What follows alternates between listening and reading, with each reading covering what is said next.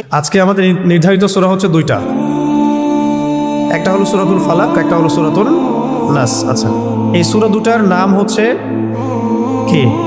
মুআউযিযাতাইন। কি বললাম? মুআউযিযাতাইন। তাআউয শব্দের অর্থ হচ্ছে আশ্রয় প্রার্থনা করা। তাআউয শব্দের অর্থ আশ্রয় প্রার্থনা করা। আউযু বিল্লাহি মিনাশ শাইতানির রাজিম, এটা হলো একটা তাআউয। আরও তাআউয আছে, যেমন আউযু বিল্লাহিস সামিউল আলিম মিনাশ শাইতানির রাজিম। আরও আছে যেমন আউযু বিল্লাহিস সামিউল আলিম মিনাশ শাইতানির রাজিম মিন নাফখিহি ওয়া নাফসিহি ওয়া হামজিহি। এরকম অনেকগুলো তাআউয আছে। আমরা কিন্তু কমন যেটা সবাই পরিচিত কোনটা? আউযু বিল্লাহি মিনাশ শাইতানির রাজিম। এখন মুআউযিযাতাইন মানে আশ্রয় প্রার্থনার দুইটা সূরা। আশ্রয় প্রার্থনার দুইটা সূরা। একটু ভালো করে এই অংশটুকু বুঝতে হবে, এটাই মূল অংশ আর কি আমাদের আলোচনা। মুআউযিযাতাইন অর্থ হচ্ছে আশ্রয় প্রার্থনার দুইটা সূরা। তো এই দুইটা সূরা এমন সূরা যেটা তাওরাত, জাবুর, ইনজিল কোনো কিতাবে এরকম সূরা নাই। রাসূল সাল্লাল্লাহু আলাইহি ওয়াসাল্লাম বলেছেন যে এটা এমন সূরা আল্লাহ পাক আমাকে দিয়েছেন যেটা তাওরাতে, জাবুরে, ইনজিলে এরকম সূরার কোনো দৃষ্টান্তই নাই। মানে এটা শুধু কোরআনেই আছে। সুবহানাল্লাহ, অন্য কোনো কিতাবে এটা নাই। কোরআন এমন একটা কিতাব যেখানে আপনি পুরো আদম আলাইহিস সালাম থেকে শুরু করে একদম কিয়ামত পর্যন্ত হিস্ট্রি পাচ্ছেন। নূহ আলাইহিস সালামের কওম, অনেকে কিয়ামতের মাঠে অস্বীকার করবে যে নূহ আলাইহিস সালাম দাওয়াত দেয়নি আমাদেরকে, আর কিয়ামতের মাঠে এটা হবে। তো নূহ আলাইহিস সালামের পক্ষে সাক্ষী দিবে কারা জানেন? উম্মতে মুহাম্মদ। সুবহানাল্লাহ, যে না, নূহ আলাইহিস সালাম 950 বছর দাওয়াত দিছে। তোমরা কিভাবে জানলা? আমাদের কোরআনে ছিল। বুঝতে পারছেন? কোরআনের মধ্যে সবকিছু আছে একদম শুরু থেকে শেষ পর্যন্ত। তো এই দুটা সূরার মতো কোনো সূরা তাওরাতেও ছিল না, জাবুরেও ছিল না, ইনজিলও ছিল না। ঘটনা হচ্ছে রাসূলুল্লাহ সাল্লাল্লাহু আলাইহি ওয়াসাল্লামকে একবার একজন ইহুদি, বাইরে সে রূপ ধরে থাকতো যে সে মুসলিম, মুনাফিক, আসলে সে ছিল ইহুদি। হ্যাঁ, লাবিদ, তার নাম হচ্ছে লাবিদ বিন আসাম। লাবিদ বিন, নামগুলো মনে রাখবেন, লাবিদ বিন আসাম। এই ব্যক্তি মদিনায়, এই ব্যক্তি হচ্ছে মদিনার অধিবাসী। তো সে রাসূলুল্লাহ সাল্লাল্লাহু আলাইহি ওয়াসাল্লামের প্রতি শত্রুতাবশত, ইসলামের প্রতি শত্রুতাবশত কারো দ্বারা রাসূলের চুল কালেক্ট করেছিলেন, কয়েকটা চিরুনি থেকে চুল কালেক্ট করেছিলেন, করে সেই চুলগুলোর সাথে আরও ওদের যে তন্ত্র মন্ত্র এগুলো আছে, এগুলো জাদু মন্ত্রগুলো করে রাসূলুল্লাহ সাল্লাল্লাহু আলাইহি ওয়াসাল্লামকে জাদুগ্রস্ত করেছিলেন। তারা সাবিত হলো যে জাদু সত্য। সাবিত হলো কি? জাদু সত্য, জাদুবিদ্যার চর্চা সত্য। এখনো হয়, আগেও ছিল, হয়তো ভবিষ্যতেও থাকবে, আল্লাহু আ'লাম। শুরু হয়েছিল কোত্থেকে? সুলাইমান আলাইহিস সালামের যুগ থেকে। কার যুগ থেকে? মনে আছে সূরা বাকারা আয়াত আছে না? ওয়াত্তাবিউ মা তাতলু আশ-শায়াতিন আলা মুলকি সুলাইমান ওয়ামা কাফারা সুলাইমান ওয়ালাকিন্না আশ-শায়াতিন কাফারু ইউআল্লিমুনা আন-নাস আস-সিহর। সুলাইমান আলাইহিস সালামের সময় ওই যে মানুষকে ফিতনায় ফেলা হয়েছে, পরীক্ষায় ফেলা হয়েছে, হারুত আর মারুত ফেরেশতাদের মধ্য দিয়ে, ওই সময় থেকে জাদুবিদ্যার চর্চা শুরু হয়েছে মানুষের মধ্যে। এবং এই জাদুর উদ্দেশ্য ছিল তারা স্বামী এবং স্ত্রীর মাঝখানে বিচ্ছেদ সৃষ্টি করতে চাইতো। স্বামী স্ত্রীর মাঝখানে বিচ্ছেদ সৃষ্টি করতে চাইতো আর কি। এটা ছিল প্রথম জাদু। এবং এগুলোর আরও অনেকগুলো ভেরিয়েন্ট আছে আর কি, অনেক রকম ব্ল্যাক ম্যাজিক আছে। তো এটা নিয়ে আমি একটু পরে কথা বলছি, আগে সামারিটা বলি, শানানজটা বলে নেই। এই লাবিদ বিন আসাম, সেও ছিল ওই জাদুবিদ্যা চর্চাকারীদের একজন। তার সাথে আরও অনুসারীও ছিল। তারা মিলে রাসূল সাল্লাল্লাহু আলাইহি ওয়াসাল্লামের চুল মোবারক কোনোভাবে সংগ্রহ করে সেখানে তাদের তন্ত্রমন্ত্রগুলো দিয়ে 11টা গিট দিয়েছিল। কয়টা? 11টা গিট দিয়েছিল। এবং সেই 11টা গিট দিয়ে তার একটা কুয়ার নিচে, মদিনার একটা কুয়ার নিচে, এই একটা খেজুর গাছের ডাল আর অনেক কিছু পেঁচিয়ে, হাড়টার অনেক কিছু পেঁচিয়ে একদম কুয়ার পানির নিচে রেখে তার উপর পাথর চাপা দিয়ে রেখেছে। এতে করে রাসূল সাল্লাল্লাহু আলাইহি ওয়াসাল্লাম কিছুটা অসুস্থ হয়ে গিয়েছিলেন। এবং অসুস্থতাটা এমন ছিল যে তিনি কিছু কিছু বিষয়ে মানে ভুলে যাচ্ছিলেন। যেমন কোনো স্ত্রীর কাছে গিয়েছেন কিন্তু মনে হচ্ছেন যে স্ত্রীর কাছে আমি যাই নাই, আবার কোনো স্ত্রীর কাছে যান নাই কিন্তু মনে হচ্ছে তার কাছে আমি গিয়েছি। এরকম একটা সমস্যা হচ্ছিল আর কি। এবং কিতাবে আসছে যে এই সমস্যাটা 40 দিনের মতো ছিল, আর কোনো কিতাবে আসছে 6 মাসের মতো ছিল। 40 দিন বা 6 মাসের মতো এরকম অসুস্থতাটা ছিল। তো এগুলো থেকে প্রমাণ হচ্ছে যে জাদুবিদ্যা সত্য, এগুলো চর্চা সত্য, এবং এগুলোর প্রভাব মানুষের উপর বিস্তার করতে পারে, ঘটতে পারে। এমনকি আমাদের নবী সাল্লাল্লাহু আলাইহি ওয়াসাল্লামকেও জাদুগ্রস্ত করা হয়েছে। তো এরপরে একদিন রাতে নবী সাল্লাল্লাহু আলাইহি ওয়াসাল্লাম শুয়ে আছেন, আল্লাহ রাব্বুল আলামিন তাকে স্বপ্ন দেখাচ্ছেন। এটা হচ্ছে ওহী। নবীদের স্বপ্ন কি? ওহী। স্বপ্নে তিনি দেখছেন যে তিনি শুয়ে আছেন এবং দুইজন ফেরেশতা, তার মাথার কাছে একজন, পায়ের কাছে একজন, এসে দুইজন ফেরেশতা একে অপরের সাথে কথোপকথন করছেন। একজন বলছেন যে রাসূলুল্লাহর কি হয়েছে, আরেকজন অ্যান্সার দিচ্ছেন সাল্লাল্লাহু আলাইহি ওয়াসাল্লাম যে তাকে জাদু করা হয়েছে। আরেকজন বলছেন কে জাদু করেছে, আরেকজন অ্যান্সার করছেন লাবিদ বিন আসাম। কি দিয়ে জাদু করেছে? উত্তর দিচ্ছেন যে চুল দিয়ে। কোথায় আছে জাদুর উপকরণ? আরেকজন অ্যান্সার দিচ্ছেন অমুক কুয়ার নিচে। কুয়ার নামটা আমি আজকে ঘাঁটতে ঘাঁটতে পেয়েছিলাম, কুয়ার নামটা বলে দিয়ে। কুয়ার নামটা হচ্ছে জারওয়ান নামক কুয়া। কি নাম? জারওয়ান। এটা মদিনায় আছে, এটা একটা গোত্রের মধ্যে আছে। গোত্রটার নামটাও জানা দরকার। এগুলো আমি একটু ঘাটাঘাটি করছিলাম যে গোত্রের নামটা কি, কোন গোত্র এই কাজটা করেছিল। বনু জোরাইক গোত্র। এখানে ইহুদিদের অনেকগুলো গোত্র ছিল, বনু কোরাইজা, বনু কাইনুকা, বনু নাজির, এরকম অনেকগুলো গোত্র ছিল না? বনু জোরাইক একটা গোত্র ছিল, বনু জোরাইক।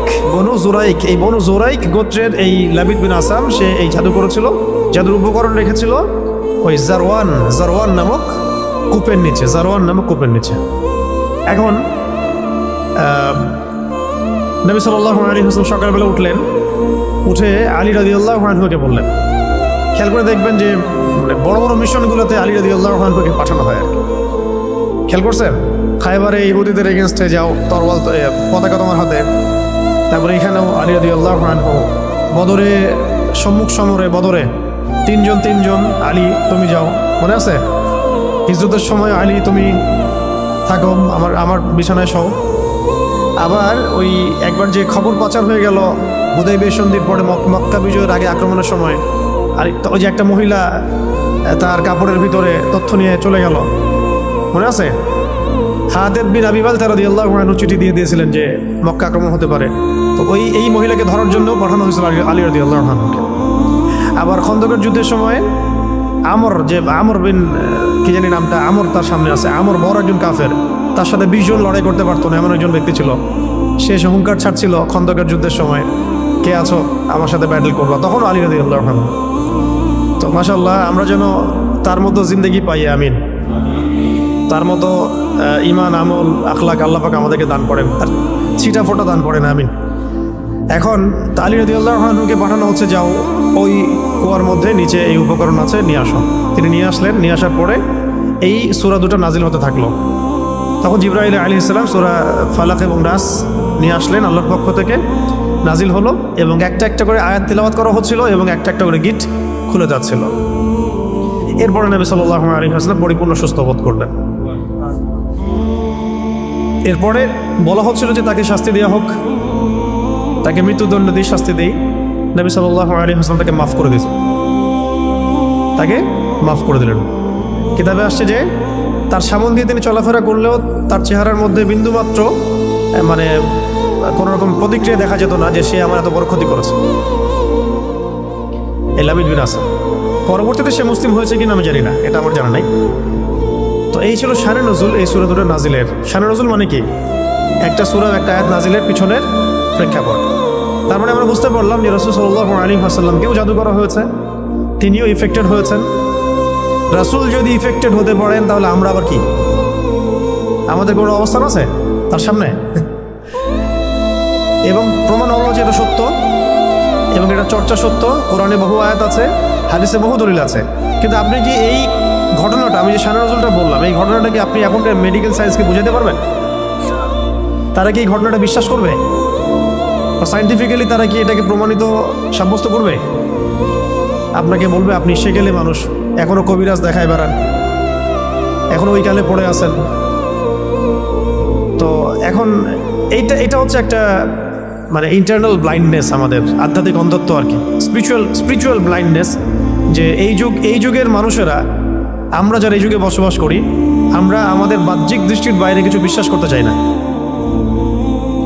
তাই না? বাহ্যিক দৃষ্টির বাইরে আমরা কিছু বিশ্বাস করতে চাই না। আপনি মেডিকেল সায়েন্সের কাউকে এটা মনে হয় না বোঝাইতে পারবেন জাদু বলেও কিছু আছে। আপনি দেখবেন সব টেস্ট করেছেন আপনি, আপনার সুগার টেস্ট করেছেন, মানে ব্লাডের যত টেস্ট আছে করেছেন, আপনি ইসিজি করছেন, যা আছে ইটিটি করছেন, সব করছেন, কোনো রোগ ধরা পড়ে না, কিন্তু আপনি অসুস্থ। এমন বহু মানুষ সমাজে আছে, এখনো আছে, মেয়েদের মধ্যে অনেকে আছে, ছেলেদের মধ্যে অনেকে আছে। ঠিক আছে, পরে আমি কিছু বলছি যে কি এটার প্রতিকার হতে পারে এবং কি কাজ করলে এগুলোতে ইফেক্টেড হয় মানুষ আর কি, এবং কোন কাজগুলো করলে আমরা বেঁচে থাকতে পারবো ইনশাআল্লাহ। তো আগে এটা বলে নিই যে এইগুলো কিন্তু আমাদের সমাজে ছড়িয়ে যাচ্ছে দিন দিন, এবং আগের চাইতে এটার পরিমাণ কিন্তু অনেক বেশি, কিন্তু এগুলো আপনি কিন্তু মেডিকেল সায়েন্স দিয়ে এগুলো সমাধান করতে পারবেন না। সর্বোচ্চ আপনাকে তারা 3টার জায়গায় 4টা প্রশ্ন করলে আপনাকে একটা অ্যান্টি ডিপ্রেশন ওষুধ দিয়ে দিবে, খান আর ঘুমান। আপনি বেশি কথা বলতেছেন মানে আপনার সাইকোলজিক্যাল কোনো সমস্যা আছে, আপনি রিল্যাক্স করেন, রেস্ট করেন, ঘুমান। এগুলো যে সবাই মোটামুটি ফেস করে, আর যারা একটু ভালো অবস্থানে যায় তাদেরকে এগুলো বেশি ফেস করতে হয়। এটা গেলো শুধু সেহেরের কথা, এর সাথে আছে আইন মানে মানুষের চোখ লাগা, এবং হাসাদ এবং হিংসা। 3টা শব্দ বললাম, সেহের, আইন, হাসাদ। সেহের, আইন, হাসাদ। সেহের তো সেহের বুঝলেন, জাদু। আইন মানে মানুষের বদনজর। হ্যাঁ, এই যে অপলক দৃষ্টিতে তাকায় থাকেন, এটাতেও ক্ষতি আছে, এটাতেও ক্ষতি থাকতে পারে। ফেসবুকে, অনলাইনে, ছবিতে, ভিডিওতে মানুষের তো ভাইরাল হওয়ার ধান্দা বেশি আর কি। এর মধ্যে যে কত ক্ষতি আছে এটা তো আমরা বুঝতে পারি না। আর এই ক্ষতিগুলো মোকাবেলা করার জন্য যে ইমান, আমল আর যে লাইফস্টাইল, যে তাস্কিয়া এগুলো দরকার হয়, সেগুলো আমরা আবার হাসিল করতে চাই না, কিন্তু আমরা চাই যে আমরা ভাইরাল হয়ে যাই। হ্যাঁ, মানুষ শো অফ করতে চায়, দেখাতে চায়, বডি দেখায়, জিম করে আসলাম, এটা দেখায়, ওইটা দেখায়, নিজের ফ্যামিলিকে দেখায় আমি খুব সুখে আছি, আমি খুব ভালো আছি। এই যে শো অফ করতে করতে দেখা যায় ওইগুলো আস্তে আস্তে চলে গেছে জীবন থেকে। এগুলো কিন্তু কোনো সাইন্টিফিক কারণে হয় না, সেহের, আইন, হাসাদের কারণে হয়। সেহের, আইন, হাসাদের কারণে হয়। তো আগে আমরা সূরাটাকে শিখি, তারপরে আমি এই বিষয়গুলোর সলিউশনগুলো বলবো ইনশাআল্লাহ শেষে। এখন এবার নবী সাল্লাল্লাহু আলাইহি ওয়াসাল্লাম তাকেও ক্ষমা করে দিলেন, এবং তখন সাহাবীদেরকে তিনি বললেন যে আজকে রাতে আমার উপরে এমন 2টা সূরা নাজিল হয়েছে, এই সূরা 2টা তাওরাত, জাবুর, ইনজিল কোথাও নাই এরকম সূরা, বিশাল্লাহ। তারপরে আরেকজন সাহাবী বলেছেন ঝড় হচ্ছিল একদিন, ঝড়ের মধ্যে আমরা নবী সাল্লাল্লাহু আলাইহি ওয়াসাল্লামকে হারাই ফেললাম, তিনি কোথায়? তো তারা একটু শঙ্কিত বোধ করলেন, আমাদের নবীজি কোথায় চলে গেলেন। একটু পরে তিনি এসে বললেন যে আমার কাছে এমন 2টা সূরা আল্লাহ রাব্বুল আলামিন নাজিল করেছেন যে এই সূরা 2টা যদি কেউ পাঠ করে, মানে সকাল সন্ধ্যায় নিয়মিত পাঠ করে, ইনশাআল্লাহ সে তাকে আল্লাহ পাক সব ধরনের ক্ষতি থেকে হেফাজত করবেন। কেমন ক্বালা আলাইহিস সালাম, এরকম কাছাকাছি একটা অর্থ আছে। আর নবী সাল্লাল্লাহু আলাইহি ওয়াসাল্লাম নিজের আমল ছিল এরকম যে তিনি এই সূরা 2টার সাথে সূরা ইখলাসকে অ্যাড করে, এই সূরা 2টার সাথে সূরা ইখলাসকে অ্যাড করে, সূরা ইখলাস নিয়ে আমরা আলাদা দার্স করবো ইনশাআল্লাহ। ওইটা আলাদা প্রসঙ্গ, তো এটা আলাদা প্রসঙ্গ, এই জন্য আমি আজকে নিয়ে আসিনি সূরা ইখলাসকে। তো সূরা ফালাক, নাস এবং ইখলাস এই 3টাকে একসাথে তিনি রাতের বেলা পড়তেন ঘুমানোর সময়। প্রথমে পড়তেন সূরা ইখলাস একবার, আবার বিসমিল্লাহ সহ সূরা ফালাক একবার, আবার বিসমিল্লাহ সহ সূরা নাস একবার। হাত দুটো একত্রিত করে ফু দিয়ে মাথা থেকে নিয়ে পুরো সারা গা তিনি মাসাহ করতেন। এই কাজটা তিনি 3বার করতেন। এই কাজটা কয়বার করতেন? 3বার করতেন। এছাড়াও তিনি পড়তেন সূরা আয়াতুল কুরসি পড়তেন, ওই তাসবিহে ফাতিমি তাসবিহ আমরা যেটা বলি, 33 বার সুবহানাল্লাহ, 33 বার আলহামদুলিল্লাহ, 34 বার আল্লাহু আকবার। সূরা মুলক পড়ার কথা এসেছে, এবং সূরা বাকারার শেষের আয়াতগুলো, সূরা আল ইমরানের শেষের আয়াতগুলো, এগুলো রাতের বেলার আমল। এগুলো নবী সাল্লাল্লাহু আলাইহি ওয়াসাল্লামের নিয়মিত আমল ছিল।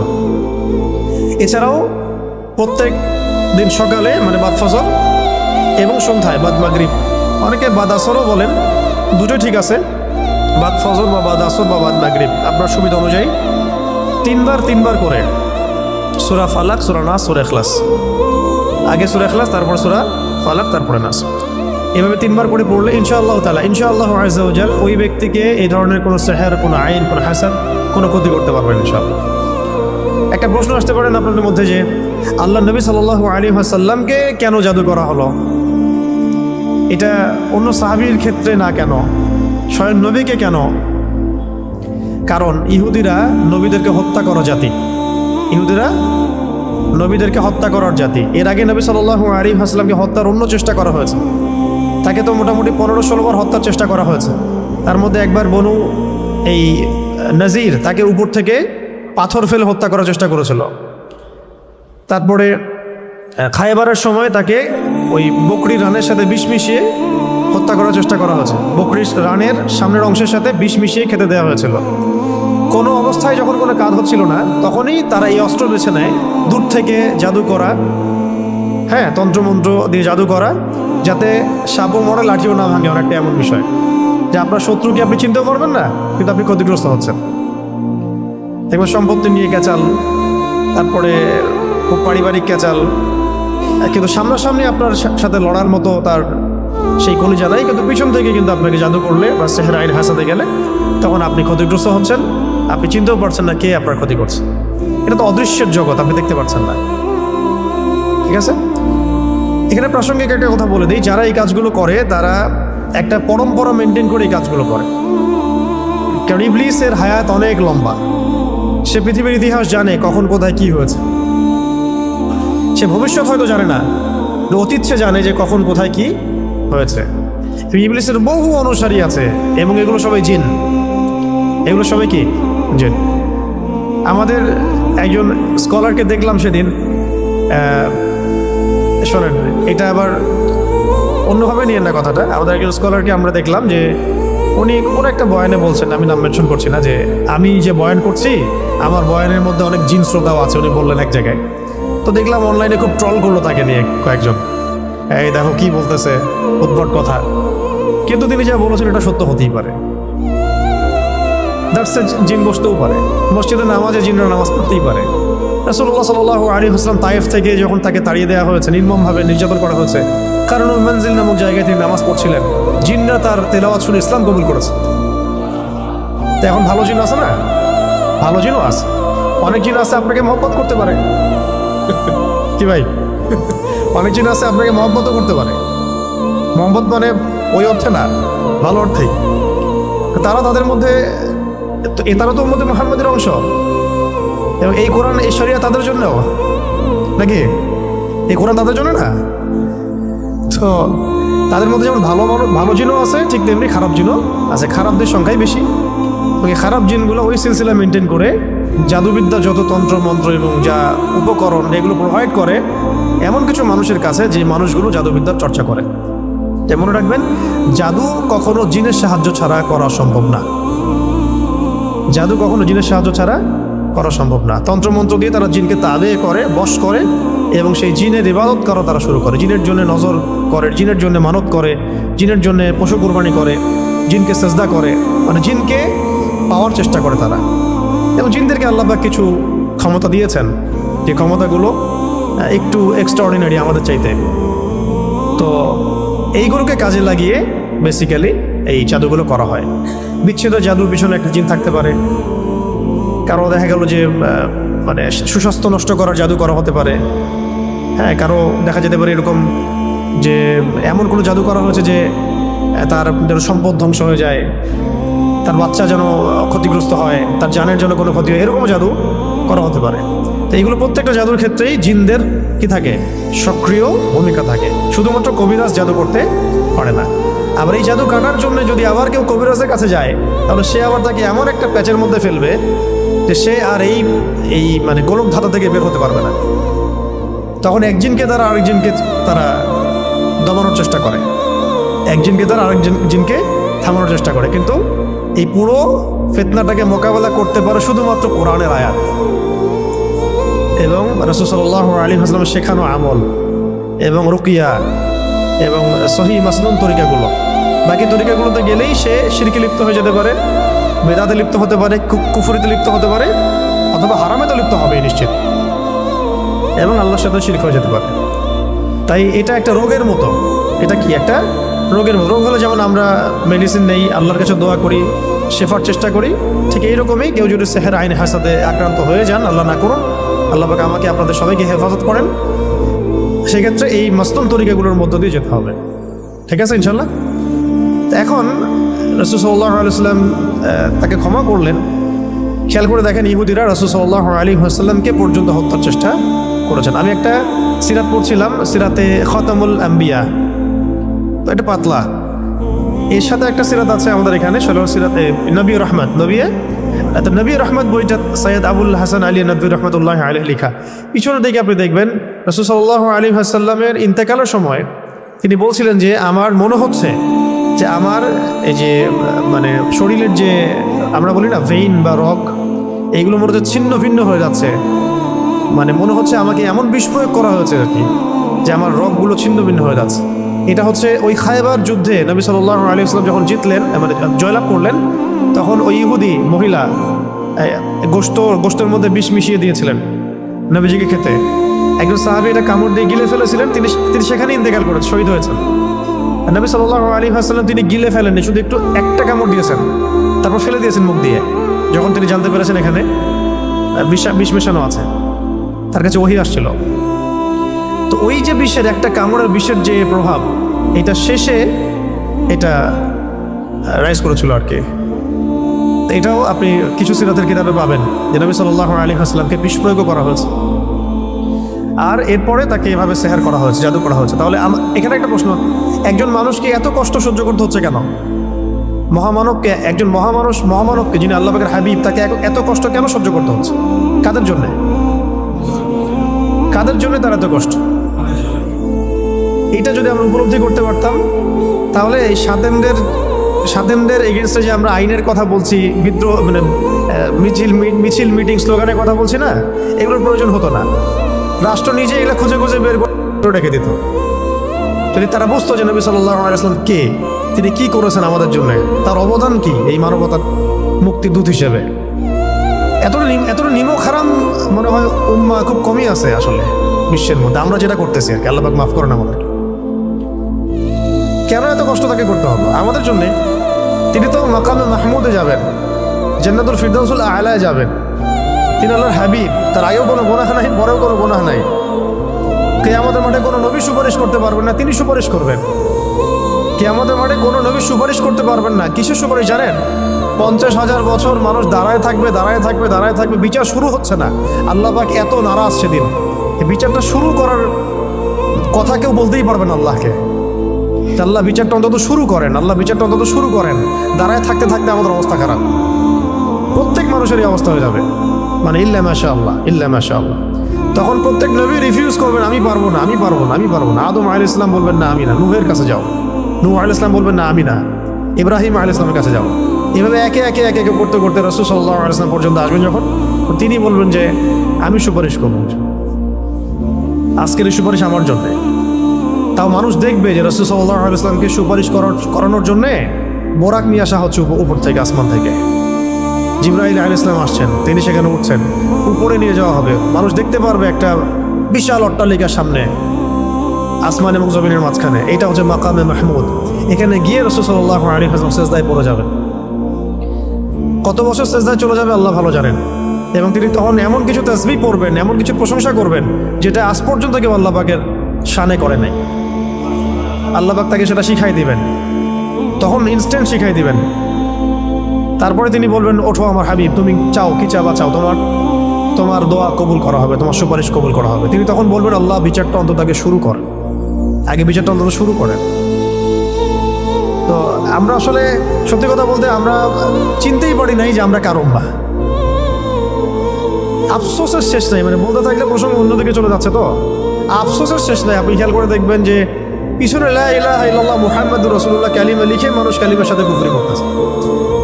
মন্ত্রণালয় খুলে বসে আছে পিছনে লা ইলাহা ইল্লাল্লাহ মুহাম্মাদুর রাসূলুল্লাহ, না লা ইলাহা ইল্লাল্লাহ সে মানে না মুহাম্মাদুর রাসূলুল্লাহ মানে। কিন্তু লেখার কি দরকার আছে তাহলে? ওটা খুলেই ফেলে দেখ, তাহলে স্পষ্ট হবে যে তারা কাফের। এদিকে লেবেলও লাগাবে যে আমি মুসলিম, আর কাজও করবে কাফেরের মতো, যাতে ওলামা ইকরামদেরকে একটা দ্বিধার মধ্যে রাখা যায় আসলে তারা মুসলিম না কাফের। ফতোয়া তো দিতে হবে একটা, তখন কাফের হলে তো এক ফতোয়া আসবে, মুসলিম হলেও এক ফতোয়া আসবে, তাই না? পিছনে লা ইলাহা ইল্লাল্লাহ, কোনো ইলাহ নাই আল্লাহ ছাড়া, মানে কোনো বিধানদাতা নাই আল্লাহ ছাড়া, কিন্তু আমরা আছি জমিনে, তাই না? বিষয়টা তো তাই। পিছনে লিখে রাখছে লা ইলাহা ইল্লাল্লাহ, কোনো ইলাহ নাই, কোনো উপাস্য নাই আল্লাহ ছাড়া। মন্ত্রণালয় সবগুলোতে ইলাহ আছে, আমরাই ইলাহ, বিধান আমরাই দিচ্ছি না, আউযুবিল্লাহি মিন যালিক। মুহাম্মাদুর রাসূলুল্লাহ মানে মুহাম্মদ সাল্লাল্লাহু আলাইহি ওয়াসাল্লাম ছাড়া কি নাই, কোনো রোল মডেল নাই আমাদের, এক কথায় কোনো রোল মডেল নাই। তিনি আমাদের একমাত্র রোল মডেল, আমাদের উসওয়াতুল হাসানা। কিন্তু জমিনে কাজ করতে গিয়ে প্রত্যেকটা ডিপার্টমেন্টে মুহাম্মদ সাল্লাল্লাহু আলাইহি ওয়াসাল্লামের তরিকাকে একদম জাদুঘরে রেখে দিয়ে নিজেদের সব মন গড়া বিধান রচনা করতেছে। কত বড় হটকারিতা চিন্তা করছেন? এই জন্য আমি বলি যে এটা অন্তত সরাই দেখ, করতে তো পারবে না, তো সরাই দেখ, ওটা লেখার দরকার কি হয়? অ্যাটলিস্ট স্পষ্ট হবে যে হ্যাঁ তারা কাফের অথবা তারা মুনাফিক, তখন বিধান সেইভাবে বর্তাবে, তখন ফতোয়াগুলো সুন্দর স্পষ্ট আসবে। মুনাফিকদের ব্যাপারে এই ফতোয়া, সাধারণদের ব্যাপারে এই ফতোয়া, কাফেরদের ব্যাপারে এই ফতোয়া। এদিকে ইসলামের লেভেলও রাখবে, এদিকে কাজও করবে কুফুরির তাগুতি সিস্টেমের, মানে আল্লাহর দুশ্মনদের দাসত্বও করবে, জায়নিস্টদের, আবার এদিকে বলবে আমি মুসলিম। এগুলা কি? তাহলে ধর্ম নিয়ে ব্যবসা, সবচেয়ে বড় ব্যবসা কারা করে? সবচেয়ে বড় ধর্ম ব্যবসা কারা করে? রাজনীতিবিদরাই করে সবচেয়ে বড় ধর্ম ব্যবসা। সবচেয়ে বড় ধর্মকেন্দ্রিক যে মানুষের সাইকোলজি নিয়ে খেলা, এটা সবচেয়ে বড় ব্যবসাটা করে পলিটিশিয়ানরাই। ধর্মকে তারা ভোট পাওয়ার মানদণ্ড হিসেবে গ্রহণ করছে। এটার মানে এই না যে ইসলামিক রাজনীতি করা যাবে না, এটা অন্য আলোচনা। কিন্তু এদিকে আপনি আল্লাহর কালিমাও রাখবেন, জমিনের মধ্যে আপনি আবার কুফরি আচরণও করবেন, এটা তো মানা যায় না।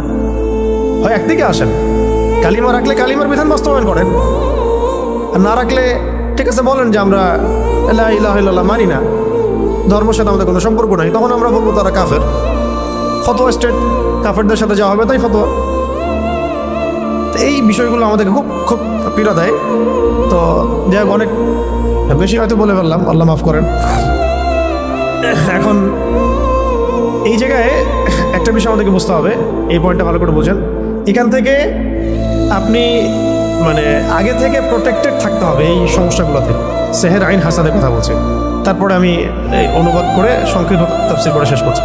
সেহের আইন হাসান থেকে আপনি ট্যাবলেট খেয়ে আপনি বাঁচতে পারবেন না, ঠিক আছে? তো ট্যাবলেট খেয়ে, ইঞ্জেকশন নিয়ে এইভাবে আপনি বাঁচতে পারবেন না, যেহেতু এটা অদৃশ্যের বিষয়, তন্ত্রমন্ত্রের বিষয়, জিন দ্বারা করা হচ্ছে, যেটা আমরা দেখি না। একটা তো আমি দেখি বা আমি পরীক্ষা নিরীক্ষা করে বুঝতে পারছি যে আমার এখানে এই ভাইরাস ঢুকেছে, আমি ট্রিটমেন্ট করতে পারছি, কিন্তু আপনি এটা দেখতে পারবেন না। কিন্তু আপনি ইফেক্টেড হয়ে গেলে অসুস্থতা ফিল করবেন। তাই এটা সবচেয়ে বড় মানে সমাধান হচ্ছে আগে থেকে নিজেকে সুরক্ষিত রাখা। কিভাবে আগে থেকে আমরা নিজেকে সুরক্ষিত রাখতে পারি? এক নাম্বার পয়েন্টগুলো খুব ভালো করে মনে রাখতে হবে। এক নাম্বার হচ্ছে দৈনন্দিন ফরজ ওয়াজিবকে ছাড়া যাবে না। অনেক দিনই বোন দেখা যায় বলে যে আমাদের এই সমস্যা হয়েছে, কিন্তু এদিকে সে পর্দা করে না। তো পর্দা না করলে আপনার তো সমস্যা হবেই, হইতেই পারে। যেখানে রাসূল সাল্লাল্লাহু আলাইহি ওয়াসাল্লামকে আল্লাহ রাব্বুল আলামিন এই পরীক্ষায় ফেলেছেন আমাদের জন্য, যাতে আমরা এই সূরাগুলো পেয়ে যাই। যদি সেদিন রাসূল সাল্লাল্লাহু আলাইহি ওয়াসাল্লাম এভাবে ইফেক্টেড না হতেন, তাহলে এই সূরাগুলো আমরা কোন মাধ্যমে পেতাম? তাই না? এই সূরা থাকবে কিয়ামত পর্যন্ত, যে কিয়ামত পর্যন্ত যত মানুষের সমস্যা হবে এই সূরাই হচ্ছে সলিউশন। কত বড় হিকমা আল্লাহ পাকের! আল্লাহ পাক তার প্রিয় মানুষদেরকে কষ্ট দিয়ে আমাদের কত বড় উপকার করেছেন, তাই না? আল্লাহ রাব্বুল আলামিন তার প্রিয় বান্দাদের পরীক্ষা নেন বেশি, তাই না? আর আল্লাহ পাকের সবচেয়ে প্রিয় বান্দা কে? মুহাম্মদ সাল্লাল্লাহু আলাইহি ওয়াসাল্লাম। তাকে পরীক্ষা নেওয়া হয়েছে সবচেয়ে বেশি। কেন নেওয়া হয়েছে? আমাদের জন্য, যাতে আমরা এগুলো পাই। তিনি তো জান্নাতুল ফিরদৌসে যাচ্ছেন। আপনারা তার সম্পর্কে হাদিসগুলো পড়তে থাকেন, দেখবেন নিজেকে আপনি আসলে মেলাতে পারবেন না যে আপনি আমি কোন সমাজে বাস করতেছি। কারোর মধ্যে কি সামান্য এই চেতনাবোধটুকু কাজ করতেছে না যে সে রাসূল সাল্লাল্লাহু আলাইহি ওয়াসাল্লামের উম্মাহ? এমন একটা অবস্থা হচ্ছে, দেখেন এটা নর্মালাইজ হয়ে যাচ্ছে দিন দিন, যে রাসূলকে তো গালি দেয়ই মানুষ। নাউযুবিল্লাহি মিন যালিক। দেখছেন খেয়াল করে? আগে একটা গালি দিলে তখন সবাই একসাথে প্রতিবাদ করতো। আস্তে আস্তে আস্তে ব্যাপারটাকে নর্মালাইজ করা হয়ে গেল। ঠিক যেমন রিবা, সুদ প্রথম দিকে যখন চালু হয়েছে তখন মানুষ এটাকে খুব প্রতিবাদ করেছে আর কি। আস্তে আস্তে এমন নর্মাল হলো যে পুরো ওয়াজিব হয়ে গেছে এখন। নাউযুবিল্লাহি মিন যালিক। আপনারা দেখে নিয়েন, সিমিলারলি এখন এলজিবিটি নিয়ে যত কথা হচ্ছে, এগুলো এক পর্যায়ে আল্লাহ না করুক নর্মাল হয়ে যেতে পারে। হ্যাঁ, এখন তো অনেকেই প্রতিবাদ করছেন, সমাবেশ হচ্ছে, না এটা খারাপ, এটা খারাপ। আস্তে আস্তে দেখবেন মানুষের নর্মাল করে ফেলছে। সমকামিতা নিয়ে কথা হলো না মাঝখানে, প্রথম দিকে মারাত্মক প্রতিক্রিয়া দেখা গেল। এখন দেখেন কিন্তু সমকামিতার হার বেড়ে গেছে, বহুত বহুত বেড়ে গেছে। এটা নর্মাল হয়ে যাচ্ছে আস্তে আস্তে। আমরা একটা জেনারেশন যার একটা কোর একটা মানে এনভায়রনমেন্টের মধ্যে থাকি। আপনি আপনার দিনই ভাইদের সাথে মেশেন, বোনদের সাথে মেশে। আমরা কিন্তু জানি না আসলে বাইরের ওয়ার্ল্ডে কি হচ্ছে, বাইরের ওয়ার্ল্ড যে কত বাজে অবস্থা চলে গেছে, এটা আপনি এখান থেকে একটু বেরোলে বুঝতে পারবেন। ওই ওয়ার্ল্ডগুলোর কিছু মানুষের সাথে মিশলে বুঝতে পারবেন কোন জায়গায় চলে গেছে দুনিয়া। এখন আরও আছে ব্যাপার। এই যে এখন একটা ইস্যু আসছে, ওই পশ্চিমাদের মানবাধিকার, সোকল্ড ওদের বানানো শব্দ, সোকল্ড মানবাধিকার অফিস। এখন প্রতিবাদ হচ্ছে, কিছু কথা হচ্ছে, দেখবেন যদি প্রতিষ্ঠা হয়ে যায় নর্মাল হয়ে যাবে আস্তে আস্তে। এরকম মানবাধিকার ওদের ফিলিস্তিনে নাই, মানবাধিকার কমিশন সে খুলতে পারে না, হ্যাঁ, ইয়েমেনে খুলতে পারে না।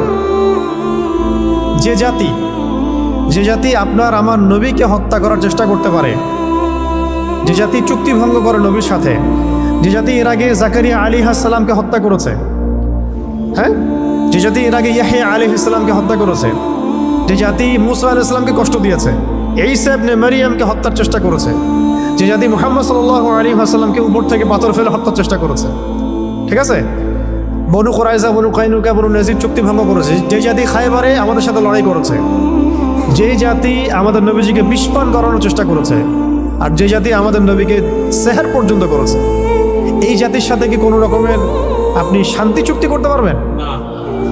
সেই জাতি এবং তার অনুসারীরাই আজকে ব্যবস্থা করেছে। তা আমরা আমাদের শত্রু থেকে চিনতে পারছি না। শুধু সে একা না, তার সাথে যত রকমের আরবের মুনাফেক আছে এরাও আমাদের শত্রু। তার সাথে যত পশ্চিমারা আতাত করেছে এরাও আমাদের স্পষ্ট শত্রু। তার আন্ডারে যত মানে সংগঠন আছে যারা ওদের হয়ে কাজ করে, এরা প্রত্যেকে আমাদের শত্রু। এমনকি তাদের সাথে যে মুশরিকরা ঐক্যবদ্ধ হয়েছে এখন, তাদের কেউ কেউ আমাদের বাড়ির পাশেও আছে, এরাও আমাদের স্পষ্ট শত্রু। এদের সবার এজেন্ট একটাই, তারা পুরো বিশ্ব থেকে তাওহীদপন্থীদেরকে মিটিয়ে ফেলতে চায়। মুহাম্মদ সাল্লাল্লাহু আলাইহি ওয়াসাল্লামের মানে সঠিক এবং দৃঢ় অনুসারীদেরকে তারা ধ্বংস করতে চায়, ইমানদারদেরকে তারা হত্যা করতে চায়। এটা হচ্ছে তাদের মূল মিশন, এবং এগুলোর মধ্য দিয়ে তারা বিশ্বকে শাসন করতে চায়। তবে তাদের এই স্বপ্নটা কখনোই বাস্তবায়িত হবে না ইনশাআল্লাহ। কারণ ঠিক এই মুহররম মাসের আশুরায় এটার দলিল আছে মজুদ। ঠিক যেভাবে আল্লাহ রাব্বুল আলামিন ফেরাউনের বাসায় মূসাকে বড় করেছেন আলাইহিস সালাম, দেখবেন আল্লাহ রাব্বুল আলামিন ওইভাবেই এই শাম অঞ্চলের মধ্যে ইমাম ঢুকাই দিবেন, ওদের ঘরের মধ্যেই ইনশাআল্লাহ। ফেরাউনের ঘরে যেভাবে কে মানুষ হয়েছে মূসা আলাইহিস সালাম, এইভাবে আল্লাহ রাব্বুল আলামিন এই বাইতুল মুকাদ্দাসের মধ্যে ইমামকে ঢুকাই দিবেন। ওরা বুঝতেও পারবে না ইনশাআল্লাহ। এটা বাস্তব, দেখেন এরকমই হবে ইনশাআল্লাহ। আর যেভাবে আল্লাহ রাব্বুল আলামিন একটা জায়গায় একত্রিত করে ফেরাউন এবং তার অনুসারীদেরকে ডুবিয়ে মেরেছেন, ঠিক একইভাবে আল্লাহ রাব্বুল আলামিন এই জামানার যত ফেরাউন আছে, এই জামানার এই যুগের যত ফেরাউন, এই যুগের যত জালেম এবং এই জালেমদের সহযোগী সবাইকে আল্লাহ পাক এই হোলি ল্যান্ডে একত্রিত করছেন, যাতে একসাথে এদেরকে ধ্বংস করা যায়। এটা ইতিহাস লিখিত হয়ে গেছে। এটা আমি এই জন্য বললাম, যাতে মুসলিমরা মানে আমরা যেন কখনো হীনমন্যতা না ভোগেন, যে কি হচ্ছে গাজায়, কি হচ্ছে ফিলিস্তিনে, কি হচ্ছে ইরাকে, সিরিয়ায়, আমরা মনে হয় দুর্বল। এগুলো হচ্ছে আল্লাহ রাব্বুল আলামিনের মাস্টার প্ল্যান। সাফল্য দুইভাবে আসে, এক হচ্ছে শাহাদাতের মাধ্যমে, এক হচ্ছে গাজী হওয়ার মাধ্যমে। যে ভাইরা শাহাদাত পাচ্ছেন তারা শাহাদাত বরণ করার মধ্য দিয়ে সফল হচ্ছেন, আর যে ভাইরা গাজী হবেন তারা জয়লাভ করে সফল হবেন। দুটোই সফলতার রাস্তা আমাদের জন্য। আমাদের সামনে মানে লস বলে কোনো প্রজেক্ট নাই। আমাদের সামনে কি নাই? লস বা ক্ষতি বলে কোনো প্রজেক্ট নাই। তো এই ছিল ওদের চরিত্র। এই কারণে আমি এতগুলো কথা এই কারণে বললাম যে ওদের ব্যাপারে যেন সচেতন থাকি আমরা। ওদের এজেন্ডা, ওদের রাজনৈতিক ভিশন, ওদের অর্থনৈতিক এই মানে ফাঁকফোকরগুলো, সামাজিক ওদের যে ফিতনাগুলা, ওদের ইন্টারনেটের ফিতনাগুলা, মিডিয়ার ফিতনা, ওদের প্রযুক্তিগত ফিতনা, এবং ওদের যে বৈশ্বিক একটা মানে জায়নিস্ট ট্র্যাপ আছে, এগুলো সম্পর্কে যেন আমরা সচেতন থাকি। কোনো অবস্থায় যেন এগুলোতে পা না দেই, কারণ তারা আমাদের নবীকে পর্যন্ত ছাড়ে নাই। এটা মনে রাখবেন, যে আপনার নবীকে ছাড়ে না সে আপনাকে ছাড়বে কীভাবে? যে আপনার নবীকে ছাড়ে নাই সে আপনাকে ছাড়বে? আল্লাহ রাব্বুল আলামিন তখন নাজিল করলেন সূরা ফালাক এবং নাস। আল্লাহ পাক, আমি এখন অনুবাদ করে দিচ্ছি, আপনারা যেন এটা অনুবাদ জানা থাকলে নামাজে আপনি পড়ার সময় মনোযোগটা বেশি পাবেন। আল্লাহ পাক প্রথমে বলছেন কুল, হে নবী আপনি বলুন। মুখস্থ আছে না সবাই? আল্লাহ পাক বলছেন কুল, হে নবী আপনি পড়ুন। কি পড়ুন? আপনি পড়ুন আউযু বিরাব্বিল ফালাক, আউযু বিরাব্বিল ফালাক। আউযু মানে আমি আশ্রয় প্রার্থনা করছি, কুল মানে বলুন, আউযু মানে আমি আশ্রয় প্রার্থনা করছি, বিরব্বি মানে রবের নিকটে, বিরব্বি মানে রবের নিকটে, আল ফালাক মানে হচ্ছে সকাল, আল ফালাক মানে সকাল। একটা আগে ওয়ার্ড বাই ওয়ার্ড শিখেন। কুল মানে বলুন, কুল মানে আউযু মানে আমি আশ্রয় প্রার্থনা করছি, এক বচন। আউযু মানে আমি আশ্রয় প্রার্থনা করছি, আর নাউযু মানে আমরা আশ্রয় প্রার্থনা করছি, বিরব্বি রবের নিকটে, আল ফালাক মানে সকাল। আপনি বলুন হে নবী আমি সকালের রবের নিকটে আশ্রয় প্রার্থনা করছি। সকালের রব কেন বলা হচ্ছে?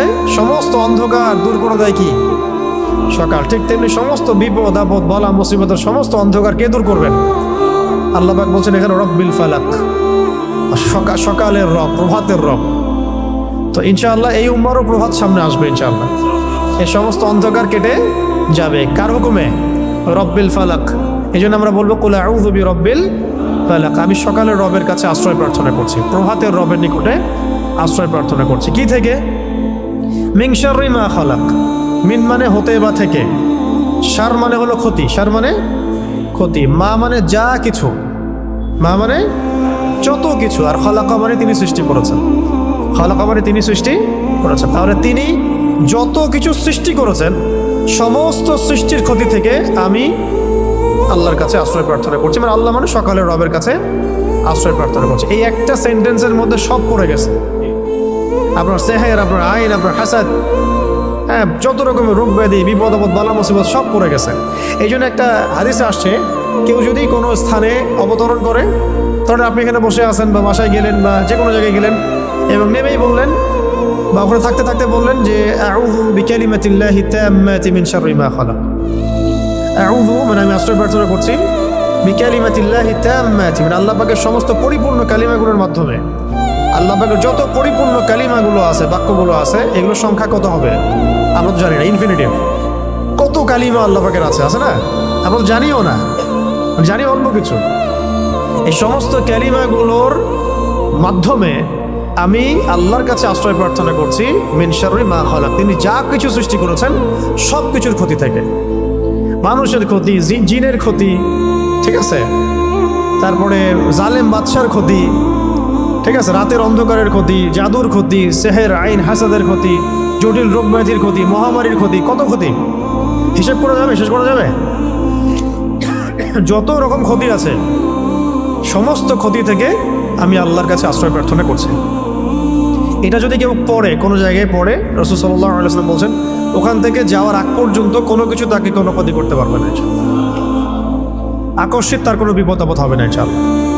ঠিক আছে, এই দোয়াটা মুখস্থ করবেন, আউযু বিকালিমাতিল্লাহি তাম্মাতি মিন শাররি মা খালাক, আউযু বিকালিমাতিল্লাহি তাম্মাতি মিন শাররি মা খালাক। অনেক স্ট্রং একটা দোয়া, সকালে 3 বার পড়তে পারেন, সন্ধ্যায় 3 বার পড়তে পারেন, এছাড়াও যখন ইচ্ছা তখন পড়তে পারেন। অনেকে বাচ্চাদের ব্যাপারে আমাদের কাছে বলেন দোয়া করেন হুজুর, ঝাড়ফুঁক দেন, ঠিক আছে, আপনি নিজেই করবেন। আউযু বিকালিমাতিল্লাহি তাম্মাতি না বলে বলবেন উঈযুকা। যদি আপনার একটা ছেলে হয় তাহলে বলবেন উঈযুকা, যদি একটা মেয়ে হয় তাহলে বলবেন উঈযুকি, আর যদি একটা ছেলে একটা মেয়ে হয় বলবেন উঈযুকুমা, আর যদি অনেকগুলো বাচ্চাকে একসাথে ঝাড়ফুঁক করতে চান বলবেন উঈযুকুম। 4টা ক্ষেত্র বললাম, ঠিক আছে। একটা ছেলে হলে কি বলবেন? উঈযুকা বিকালিমাতিল্লাহি তাম্মাতি মিন শাররি মা খালাক, দিয়ে পুড়িয়ে দিবেন। একটা মেয়ে আছে আপনার, একজন মেয়ে আসছে, বলবেন উঈযুকি বিকালিমাতিল্লাহি তাম্মাতি মিন শাররি মা খালাক। একটা ছেলে একটা মেয়ে বসে আছে আপনার, বলুন উঈযুকুমা বিকালিমাতিল্লাহি তাম্মাতি মিন শাররি মা খালাক, পুড়িয়ে দিবেন। ইমাম হাসান এবং হুসাইন রাদিয়াল্লাহু আনহুমা তারা নবী সাল্লাল্লাহু আলাইহি ওয়াসাল্লামের কাছে আসতেন, খেলাধুলা করতেন, ঘাড়ে উঠতেন, পায়ে বসতেন, কোলে বসতেন, তিনি আদর করে বলতেন উঈযুকুমা বিকালিমাতিল্লাহি তাম্মাতি মিন শাররি মা খালাক, ফু দিয়ে দিতেন। এগুলো মাসনুন তরিকা, এগুলো করলে বাচ্চা দেখবেন যে ভালো আছে, সুস্থ আছে, ভালো আছে, নিরাপদে আছে, আল্লাহ পাক ফেরেশতা দিয়ে হেফাজত করাবেন ইনশাআল্লাহ। ঠিক আছে, এখন এটা একটা, আরো দোয়া আছে, অনেক দোয়া আছে, ওইগুলো এক বৈঠকে বললে মনে রাখতে পারবেন না। এই যে একটা কিতাব আছে হিসনুল মুসলিম, এটা বাসায় রাখতে পারেন। আর একটা আছে হিসনে হাসিন। হিসনে হাসিন এটাও সুন্দর, মাশাআল্লাহ, চমৎকার, এটা রাখতে পারেন। এগুলোর মধ্য দিয়ে এগুলো শিখতে পারবেন ইনশাআল্লাহ। তো আমরা শিখলাম যে কুল আউযু বিরাব্বিল ফালাক মানে বলুন হে নবী আমি আশ্রয় প্রার্থনা করছি প্রভাতের রবের কাছে, মিন শাররি মা খালাক সমস্ত, তিনি যা কিছু সৃষ্টি করেছেন তার সমস্ত কিছুর ক্ষতি থেকে, তিনি যা সৃষ্টি করেছেন তার সমস্ত কিছুর ক্ষতি থেকে আমি আশ্রয় প্রার্থনা করছি। আচ্ছা, তারপরে আল্লাহ পাক বলছেন ওয়া মিন শাররি গাসিকিন ইযা ওয়াকাব, মুখস্থ আছে তো নাকি? ওয়া মিন শাররি গাসিকিন ইযা ওয়াকাব, ওয়া মানে এবং, ওয়া মানে এবং, মিন মানে হতে বা থেকে, শার মানে কি?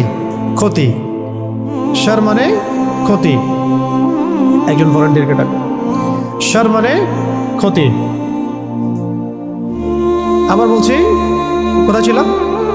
ওয়া মিন শাররি গাসিকিন ইযা ওয়াকাব, ওয়া মানে এবং, ওয়া মানে এবং, মিন মানে হতে বা থেকে, শার মানে ক্ষতি। ওয়া মিন শাররি মানে ক্ষতি থেকে, গাসিক, গাসিক মানে হচ্ছে রাত, গাসিক মানে রাত, এই যে অন্ধকার রাত, এটাকে বলা হয় কি? গাসিক। ইযা মানে যখন, ইযা মানে যখন, আর ওয়াকাবা মানে তা গভীর হয়, তা ঘনীভূত হয় বা গভীর হয়, মানে রাতের অনিষ্ট বা ক্ষতি থেকে যখন তা গভীর হয়। তাহলে প্রথমে আশ্রয় চাওয়া হলো সমস্ত সৃষ্টি থেকে, তারপরে আশ্রয় চাওয়া হচ্ছে স্পেশালি সমস্ত সৃষ্টির মধ্যে স্পেশালি রাতের ক্ষতি থেকে যখন সেটা গভীর হয়। তার মানে বুঝতে পারলাম যে রাতের মধ্যে অনেক ক্ষতি আছে। রাতের মধ্যে কি আছে? এমন অনেক ক্ষতি আছে যেগুলো আমরা দেখি না। একটা হাদিসে নবীজি বলেছেন সাল্লাল্লাহু আলাইহি ওয়াসাল্লাম যে রাতের বেলা এমন অনেক মাখলুক ঘোরাফেরা করে যেগুলোকে তোমরা দেখতে পারো। একটা হাদিসে আসছে তোমরা সন্তানদেরকে সন্ধ্যাবেলা ছেড়ে দিও না, যখন যদি ছাড়তেই হয় তাহলে সন্ধ্যা যখন হয়ে যাবে একবারে পরিপূর্ণরূপে তারপরে ছেড়ো। কেন বলা হচ্ছে এগুলো?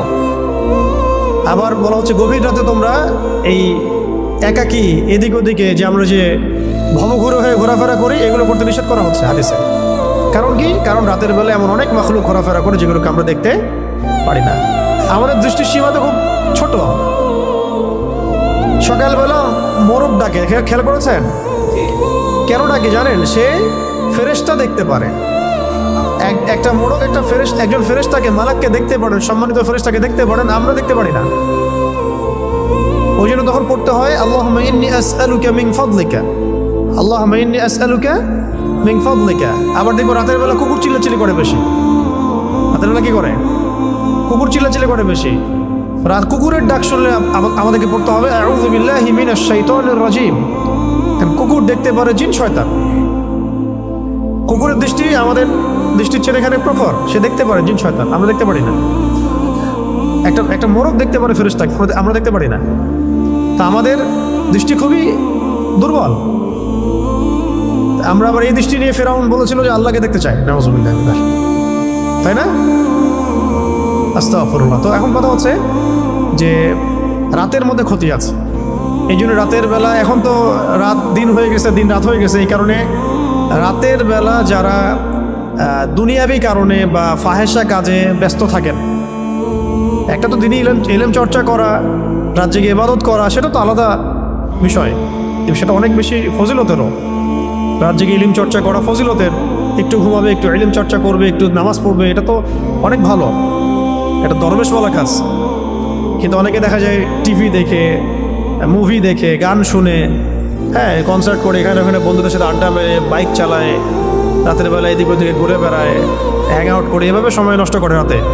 তাদের ক্ষেত্রে এ সেহের আইন হাসাদ হয়ে যায়, এর সম্ভাবনা একদম 90%। তারা জিন্দার আক্রান্ত হয়ে যেতে পারে, সেহের হয়ে যেতে পারে, আইন হয়ে যেতে পারে, হাসাদ হয়ে যেতে পারে, আরও অনেক বড় বড় সমস্যা হয়ে যেতে পারে। রাতের এই ক্ষতি থেকে আমাদেরকে বাঁচার জন্যে অবশ্যই কী করতে হবে? এই সূরা ফালাক, নাস, ইখলাস এগুলো অবশ্যই চর্চা করতে হবে। এবং রাতের বেলা এভাবে বাইরে ঘোরাফেরা করা যাবে না। যদি দিনই কোনো বিষয় হয় সেটা আলাদা বিষয়। দুনিয়াবি কোনো আজে বাজে বিষয়, দুনিয়াবি আজে বাজে কোনো বিষয়ে রাত্রি জাগরণ করাটা ঠিক হবে না। আল্লাহ পাক আমাদেরকে বোঝার তৌফিক দান। তো রাতের বেলা অনেক ক্ষতি আছে, এই ক্ষতিগুলো থেকে আল্লাহ পাক আমাদেরকে হেফাজত করেন, আমিন। 4 নম্বর আয়াতে আল্লাহ পাক বলেছেন ওয়ামিন, এটা ভালো করে বোঝার, ওয়ামিন শাররিন নাফাসাতি ফিল উকাদ, ওয়ামিন শাররিন, এটা আয়াতটা ভালো করে পড়বেন, ওয়ামিন শাররিন নাফাসাতি ফিল উকাদ। নাফ, অনেকে নাফাসাত পড়ে ফেলেন, সিন নাই এখানে, সা আছে। ওয়া মিন শাররিন নাফাসাতি ফিল উকদ। ওয়া মানে এবং, মিন মানে হতে পারে থেকে, আর শার মানে তো ক্ষতি। নাফাসাত শব্দটা হচ্ছে স্ত্রীবাচকের বহুবচন। স্ত্রীবাচক শব্দের বহুবচন, এটা দ্বারা বোঝানো হচ্ছে যে জাদু করিনি মহিলা, জাদু করিনি নারীদের কথা বলা হচ্ছে, জাদু করিনি নারীদের কথা বলা হচ্ছে। এটা কিন্তু প্রমাণিত যে এই বিষয়গুলোতে নারীরা বেশি অগ্রগামী হয়। খুব সতর্ক, নারীদের ফিতনা কিন্তু মারাত্মক। ইন্না কাইদাকুন্না আযীম, আল্লাহ বলেছেন তোমাদের ষড়যন্ত্র কিন্তু মহান। মহান মানে বিশাল, মারাত্মক। তো এখনো গ্রামে গঞ্জে বিভিন্ন জায়গায় আপনি দেখবেন যে নারীরা এগুলোর সাথে বেশি সম্পৃক্ত হয়ে যাচ্ছে, জাদু চর্চা করছে ইত্যাদি ইত্যাদি। আগে থেকে এটা ছিল। আল্লাহ পাক এখানে মুআন্নাস শব্দ প্রয়োগ করেছেন যে গ্রন্থিতে, উকদ, উকদ মানে হচ্ছে গ্রন্থি, গিট, রশি বা দড়ির গিট।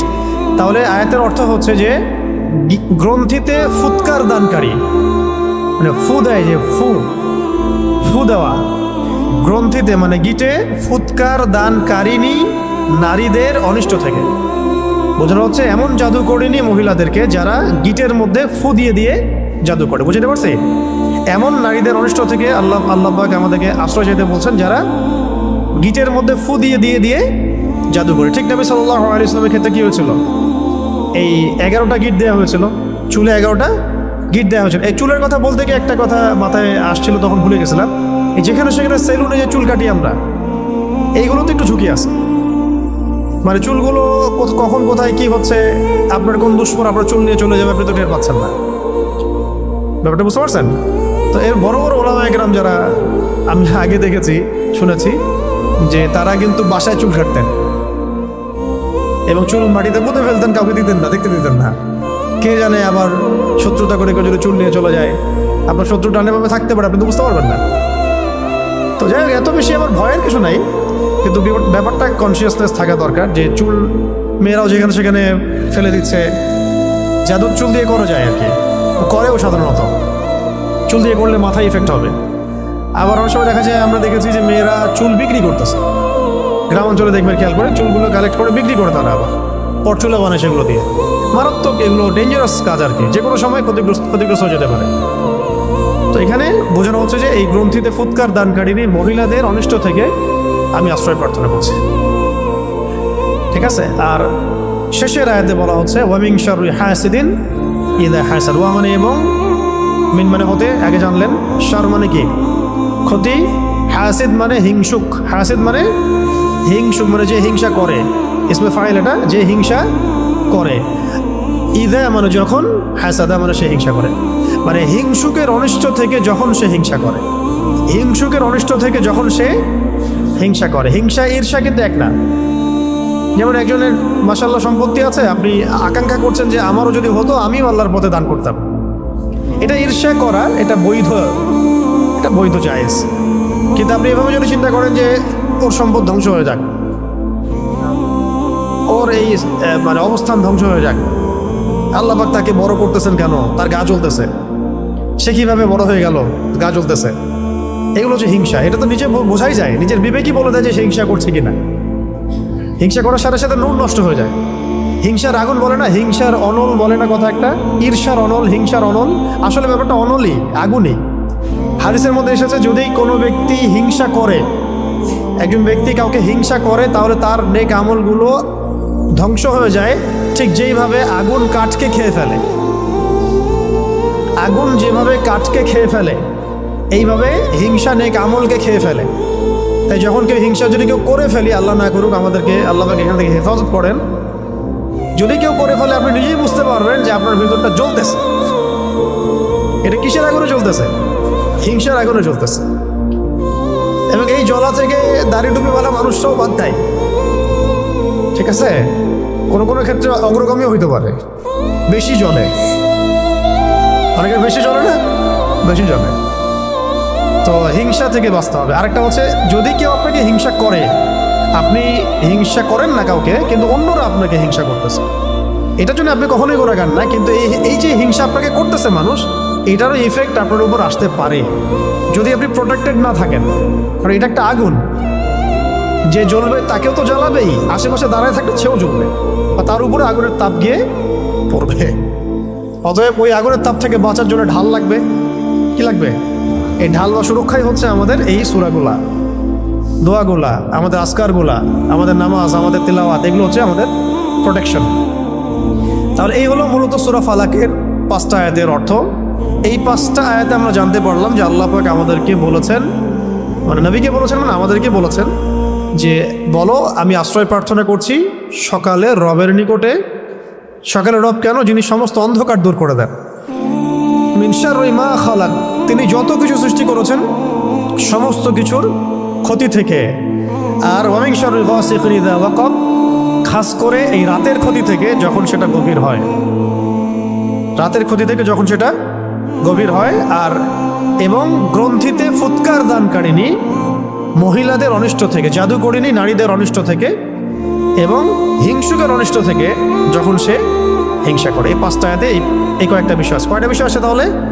এক হচ্ছে সমস্ত সৃষ্টির অনিষ্ট, 2 খাস করে রাতের অনিষ্ট, রাতের অনিষ্ট যখন সেটা গভীর হয়, 3 আসছে জাদুকরিণী মহিলাদের ফিতনা, 4 আসছে হিংসুকের ফিতনা। ঠিক আছে? এরপরে সূরাটার সাথে রিলেটেড, কানেক্টেড। এখানে আবার আল্লাহ পাক বলেন কুল আউযু বিরাব্বিন নাস। হে নবী আপনি আবার আরো বলুন যে আমি আশ্রয় প্রার্থনা করছি। আপনি বলুন আমি আশ্রয় প্রার্থনা করছি কার কাছে? রব্বিন নাস, রব্বিন নাস, মানুষের রবের কাছে, মানুষের রবের কাছে। মানুষ তো এখানে দুর্বল না, মানুষ ফেরেশতাকে দেখতে পারে না, জিনকে দেখতে পারে না। এই যে প্রথমে যে ক্ষতিগুলা, না আমরা অন্ধকার রাতের ক্ষতি দেখতে পারি, না জিনকে দেখতে পারি, না সেহের দেখতে পারি, না হিংসা দেখতে পারি, দেখতে পারি? এগুলো সব অদৃশ্যের ক্ষতি। অদৃশ্যের ক্ষতি না, অদৃশ্যের ক্ষতি। তো একটা হলো শত্রু সামনে আছে, আপনি দেখছেন, ফাইট করছেন। সামনে ধরেন জিহাদের মাঠে আপনি আছেন, সামনে একটা কাফের, আপনি দেখছেন একজন কাফের, সে যেভাবে আপনাকে আক্রমণ করবে আপনি সেভাবে আপনি নিজেকে বাঁচাবেন বা আপনি আক্রমণ করবেন। একটা হচ্ছে আপনি দেখতেই পাচ্ছেন না আপনার শত্রু কোথায়। তাহলে এই অদৃশ্য শত্রুর বিরুদ্ধে আপনাকে কে সাহায্য করতে পারে? একমাত্র সেই সত্তা যিনি দৃশ্য অদৃশ্য সব দেখতে পারেন, তাই না? এই অদৃশ্য শত্রুর বিরুদ্ধে সাহায্য করতে পারে একমাত্র সেই সত্তা যিনি দৃশ্য অদৃশ্য সমস্ত জ্ঞান রাখেন। সে সত্তা আল্লাহ ছাড়া আর কে আছে? কেউ আছে? তো এই কারণেই এই সমস্ত ক্ষতিগুলো দেখবেন অদৃশ্যের ক্ষতি। কিন্তু তো এখানে বলা হচ্ছে রব্বিন নাস, মানুষের রব, মানুষের রবের কাছে আশ্রয় প্রার্থনা করছে। মালিকিন নাস, শুধু রবই নন, তিনি মানুষের মালিক, তিনি মানুষের মালিক, মানুষের মালিকের কাছে। ইলাহিন নাস, তিনি মানুষের ইলাহ, মানুষের ইলাহের নিকটে।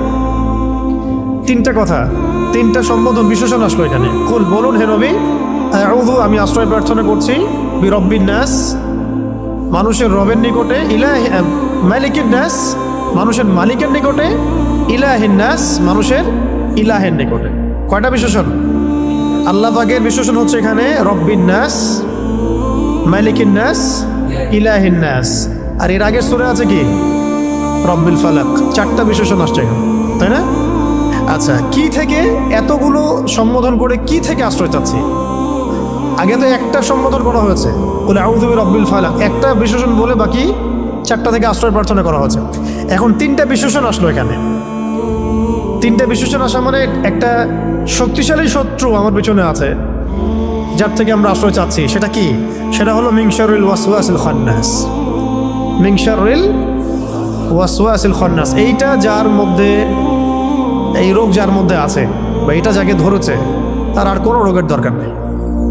এই ক্ষতি যাকে গ্রাস করেছে বা করছে, আল্লাহ না করুক, আল্লাহ হেফাজত করেন, তার আর কোনো রোগের দরকার নেই, কোনো সমস্যার দরকার নেই। এই সমস্যাই কাফি তার জীবন ধ্বংস করার জন্য। সেটা কি? মিন শাররি, অনিষ্ট থেকে, আর ওয়াসওয়াস, কুমন্ত্রণা দাতার, কুমন্ত্রণা দাতার, ওয়াসওয়াসা দাতার, আল খান্নাস মানে আত্মগোপনকারী, আত্মগোপনকারী কুমন্ত্রণা দাতার ক্ষতি থেকে, আত্মগোপনকারী কুমন্ত্রণা দাতার ক্ষতি থেকে। যে আত্মগোপনকারী মানে নিজেকে সে গোপন করতে পারে, আপনি দেখতে পারবেন না। কুমন্ত্রণা দাতা মানে সে আপনার অন্তরের মধ্যে সবসময় প্রভাব বিস্তার করতে পারে, আপনার এর উপর কোনো কন্ট্রোল নাই। ঠিক আছে?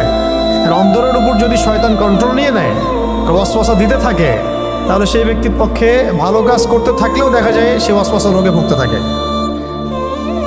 এটা কি হইলো, ওইটা কি হইলো না, এটা হইলো কি না,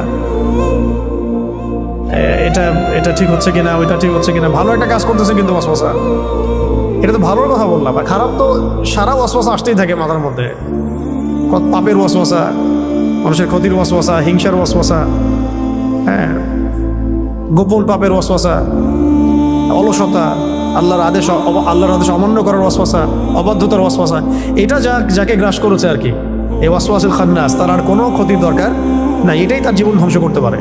এই জন্যে এত স্ট্রং সম্বোধন সামনে করা হচ্ছে বারবার, হে মানুষের রব, এক কথায় হে মানুষের মালিক, হে মানুষের ইলাহ, মানে আপনি আমাকে এটা থেকে বাঁচান। ব্যাপারটা এরকম না, ব্যাপারটা এরকম, ঠিক আছে। আল্লাযী ইউওয়াসউইসু ফি সুদুরিন নাস, কারণ তার শক্তিটা কি, আল্লাযী মানে যে, ইউওয়াসউইসু মানে ওয়াসওয়াসা দেয়, ফি মানে মধ্যে, সুদূর মানে হৃদয়, বক্ষ বা হৃদয়, আর নাস মানে মানুষের, যে মানুষের হৃদয়ের মধ্যে ওয়াসওয়াসা দিতে পারে, যে মানুষের হৃদয়ের ভিতরে ওয়াসওয়াসা দিতে পারে। এটা কি মেডিকেল সায়েন্স বিশ্বাস করবে? হৃদয়ের মধ্যে ওয়াসওয়াসা আসে কেউ দেয়, এরকম কোনো সত্তা আছে যে এসে আমার হৃদয়ে ওয়াসওয়াসা দিয়ে যায়? সায়েন্স কি বিশ্বাস করবে? দেখছেন কীভাবে আমরা গডলেস ওয়ার্ল্ডে ঢুকে গেছি আস্তে আস্তে। পশ্চিমবঙ্গ আমাদেরকে এইভাবে সাইকোলজিক্যালি নাস্তিক বানিয়ে ফেলছে। কিন্তু তো শয়তান মানুষের হৃদয়ের ভিতরে ওয়াসওয়াসা দিতে পারে, শয়তান মানুষের হৃদয়ের ভিতরে ওয়াসওয়াসা দিতে পারে। আল্লাযী ইউওয়াসউইসু ফি সুদুরিন নাস, যে মানুষের হৃদয়ের মধ্যে ওয়াসওয়াসা দেয়, মানুষের মধ্য থেকে এবং জিনের মধ্য থেকে। তো জিন নিয়ে তো অনেক কথা বললাম, মানুষের মধ্য থেকে কীভাবে ওয়াসওয়াসা দিতে পারে, এটারও অনেক প্রমাণ আমাদের সামনে আশপাশে আসবে। চলতে ফিরতেই বুঝতে পারবেন যে আপনি ভালো কাজ করতে যাচ্ছেন, দিনের পথে চলতে যাচ্ছেন, জিন যতটা না আপনাকে বাধা দিবে, মানুষ শয়তান আরো বেশি বাধা দিবে। মিনাল জিন্নাতি ওয়ান নাস, শয়তান কয় প্রকার তাহলে? জিন শয়তান আছে, আবার মানুষ শয়তান আছে। কখনো কখনো মানুষ শয়তান মানে জিন শয়তানকে দমন করা সহজ, কখনো কখনো জিন শয়তানকে দমন করাটা সহজ। আয়াতুল কুরসি পড়েন, জিন শয়তান পালা চলে যাবে। আয়াতুল কুরসি আপনি পড়েন, মানুষ শয়তান পালাবে না, ঠিক আছে। তো মানুষ শয়তানকে দমন করাটা একটু কঠিন। তো শয়তান দুই প্রকার, মাথা রাখতে হবে, জিন শয়তান, মানুষ শয়তান। উভয় শয়তানের পক্ষ থেকে আল্লাহ, উভয় শয়তানের মানে ক্ষতি থেকে আমি আল্লাহ পাকের কাছে আশ্রয় প্রার্থনা করছি। তো এই সূরার মধ্যে কতগুলো বিষয় আসছে? প্রথমে 4টা বিষয়, তারপরে আবার কয়টা বিষয়? হ্যাঁ, দুইটা বা 3টা বিষয়, মোট এই 6টা-7টা বিষয় থেকে এই 2টা সূরাতে আশ্রয় চাওয়া হয়েছে, যেগুলো আমরা বাহ্যিক জ্ঞান দিয়ে এগুলোকে আমরা ডিল করতে পারবো না, বা এদের সাথে আমরা ফাইট করতে পারবো না। এই সূরা দুটো শোয়ার সময় আমল করা, সাথে সূরা ইখলাস থাকবে, সকাল সন্ধ্যায় আমল করা, এবং প্রত্যেক ফরজ নামাজের পরে আমল করা। প্রত্যেক ফরজ নামাজের পরে অন্তত একবার করে পড়া, সকাল সন্ধ্যায় 3বার করে, আর ফরজ নামাজের পরে কয়বার করে? 1বার করে। এছাড়াও যখন তখন চলতে ফিরতে যখন তখন আপনি সূরা ফালাক, নাস, ইখলাস পড়তে পারেন। এবং আমি একটা হাদিস এটাও পেয়েছিলাম, রাসূল সাল্লাল্লাহু আলাইহি ওয়াসাল্লাম তাহাজ্জুদের নামাজে যখন উঠতেন, তখনও মাঝে মাঝে তাহাজ্জুদের নামাজে তিনি 2 রাকাত নামাজে প্রথম রাকাতে সূরা ফালাক, তারপরে ইখলাস, সূরা নাস পড়েছেন। প্রথম রাকাতে সূরা ফালাক, দ্বিতীয় রাকাতে সূরা নাস পড়েছেন। এটাও আমল করতে পারেন রাতের বেলা উঠে, এটাও আমল আছে মাসনুন। তো এর উপর আমল করা তৌফিক আল্লাহ পাক আমাদের সবাইকে দান করেন, এবং এই সমস্ত ক্ষতিগুলো থেকে আল্লাহ পাক তাদেরকে হেফাজত করে নেবেন। আর শেষ পয়েন্ট হচ্ছে, লাস্ট পয়েন্ট হচ্ছে যে কিছু কিছু কাজ আছে, এটা লাস্ট পয়েন্ট আমাদের আজকের আলোচনার। কিছু কিছু কাজ আছে যেগুলো করলে এই ক্ষতিগুলোতে লিপ্ত হওয়ার সম্ভাবনা 100%। কিছু কাজ আছে যেগুলো করলে এগুলোতে লিপ্ত হওয়ার সম্ভাবনা, ইফেক্টেড হওয়ার সম্ভাবনা প্রায় 100%। জানা দরকার আছে না? আর কিছু কাজ আছে যেগুলো করলে ইনশাআল্লাহ এগুলো থেকে বেঁচে থাকা সহজ হবে। মানে সহজ হবে বলতে ইনশাআল্লাহ আপনি বাঁচবেনই, ইনশাআল্লাহ। আগে বলি, ওই কয়েকটা কাজ বলি যেগুলো করলে এগুলোতে লিপ্ত হওয়ার সম্ভাবনা একদম 100% ধরেন, ঠিক আছে? নোট করেন। এগুলো আমি শুধু কিতাব থেকে বলতেছি এমন না, অনেক অভিজ্ঞতাও আছে সাথে, আবার অনেক পেশেন্ট বা অনেক ইফেক্টেড মানুষের হিস্ট্রিও একসাথে করে আমি কথাটা বলছি। 1 নম্বর হচ্ছে আল্লাহ পাকের ফরজ ওয়াজিব না মানলে, আল্লাহ পাকের ফরজ ওয়াজিব না মানলে এগুলোতে লিপ্ত হওয়ার সম্ভাবনা, ইফেক্টেড হওয়ার সম্ভাবনা 100% ধরে রাখেন। যখন তখন লিপ্ত হতে পারেন, আল্লাহ না করুন। সেকেন্ড হচ্ছে মিউজিক চর্চা করলে, মিউজিক চর্চা বলতে শুনলেও, এই যে মিউজিশিয়ানদেরকে দেখেন স্টেজে উঠে এরকম বান্দরের মতো লাফ দেয়, এই সবার সাথে জিন আছে। আপনি যদি আমাকে বলেন যে ভাই প্রমাণ করে দেখেন, আমি দেখাতে পারবো না, কিন্তু আমি বিশ্বাস করি আছে। ঠিক আছে, এটা স্বাভাবিক সাধারণ মানুষের পক্ষে করা সম্ভব না। এমনকি এই যে ইন্ডাস্ট্রি, এই ইন্ডাস্ট্রির মধ্যেও এদের প্রভাব আছে। কোনো সুস্থ স্বাভাবিক মানুষ এরকম বিকৃত যৌনাচার করতে পারে না। কথা বুঝতে পারছেন? এমনকি আমার তো সন্দেহ হয় যে এখন এই যে LGBTQ এই যেগুলো আসতেছে, এরাও যে জিনদের উপাসনা করে কিনা আল্লাহ ভালো জানে। তো যাই হোক, এই অশ্লীলতা মানে এক নম্বরটা বলছি কি, আল্লাহ পাকের সমস্ত মানে ফরজ ওয়াজিব না মানলে এটা ইফেক্টেড হওয়াটা 100% লিখে রাখেন। 2 নম্বর খাস করে মিউজিক, 3 নম্বর বলছিলাম যে খাস করে অশ্লীলতা, বেহায়াপনা। তো প্রথমটা কি বলছি ভাই, আমাদের পয়েন্টটা কি, যে কাজগুলো করলে পরে সেহের আইন হাসাদ বা এই ধরনের সমস্ত ক্ষতিতে লিপ্ত হয়ে যায়, মানে ইফেক্টেড হয়ে যাওয়ার সম্ভাবনা আছে। সেগুলোর 1 নম্বর তালিকায় 1 নম্বর কি, আল্লাহ পাকের ফরজ ওয়াজিব যদি না মানে তাহলে এগুলোতে ইফেক্টেড হতে পারে, 100% সম্ভাবনা আছে। 2 নম্বর খাস করে আমি বলেছি কার কথা, কোন মিউজিকের কথা। মিউজিকে যারা লিপ্ত হয় বা মিউজিকের সাথে থাকে বা মিউজিক্যাল ইনস্ট্রুমেন্ট প্লে করে অথবা গান শোনে নিয়মিত, এদের মধ্যেও এগুলো প্রভাব বিস্তার করে। 3 নম্বর হচ্ছে অশ্লীলতা, বেহায়াপনা। যারা অশ্লীলতা বা বেহায়াপনায় লিপ্ত থাকে তারা এগুলোতে ইফেক্টেড হয়। 4 নম্বর হচ্ছে উদাসীন থাকা, অলস উদাসীন থাকা। দেখবেন আপনি কিছু ভবঘুরে মানুষ আছে উদাসীন, রাত জেগে ঘুরে বেড়াচ্ছে, এমনি এখানে ওখানে ঘোরাফেরা করতেছে, কোনো জীবনের কোনো ভিশন নাই, মিশন নাই, উদাসীন ভবঘুরে টাইপের। জিন ধরে এদেরকে, সম্ভাবনা আছে। 5 নম্বর হচ্ছে পেশাব থেকে পবিত্র না হওয়া। পেশাব পায়খানার যে বিষয়গুলো আছে, ইস্তেঞ্জা আমরা যে করি, টয়লেট ওয়াশরুম, এগুলো থেকে পরিপূর্ণরূপে পবিত্র না হওয়া, এটা মারাত্মক। এটা তো 1 নম্বরে, মানে 2 নম্বর রাখা দরকার ছিল মনে হয়। আমি তো আসলে সিরিয়াল করে নিয়ে আসি না, আমি জাস্ট বলতেছি, আপনারা নোট করেন। যদি কেউ অপবিত্র থাকে পেশাব থেকে, পেশাবের ছিটাফোটা থেকে, নাপাক থাকে, এক কথায় নাপাক থাকে, এটা সম্ভাবনা আছে তার এগুলো ইফেক্টেড হওয়ার। ঠিক আছে, কটা বলছি? 5টা। একটা লিখেন যে মাদকদ্রব্য সেবন করে। মাদকদ্রব্য সেবন যারা করে বা এটার সাথে ইফেক্টেড থাকে, মানে থাকে, এডিক্টেড থাকে, তারা এগুলোতে ইফেক্টেড হওয়ার সম্ভাবনা 100%। 7 হচ্ছে যারা দৈনন্দিন মাসনুন জিকির আজগারগুলো করে না। দৈনন্দিন মাসনুন যে জিকির আজগারগুলো আছে এগুলো করে না। এগুলো যদি 1 নম্বরের মধ্যে পড়ে যায়, তারপর আলাদা করে বললাম যে মাসনুন জিকির আজগারগুলো যারা করে না তারা। 8 হচ্ছে নিয়মিত কোরআন তেলাওয়াত যারা করে না, নিয়মিত খাস করে কোরআন তেলাওয়াত যারা করে না।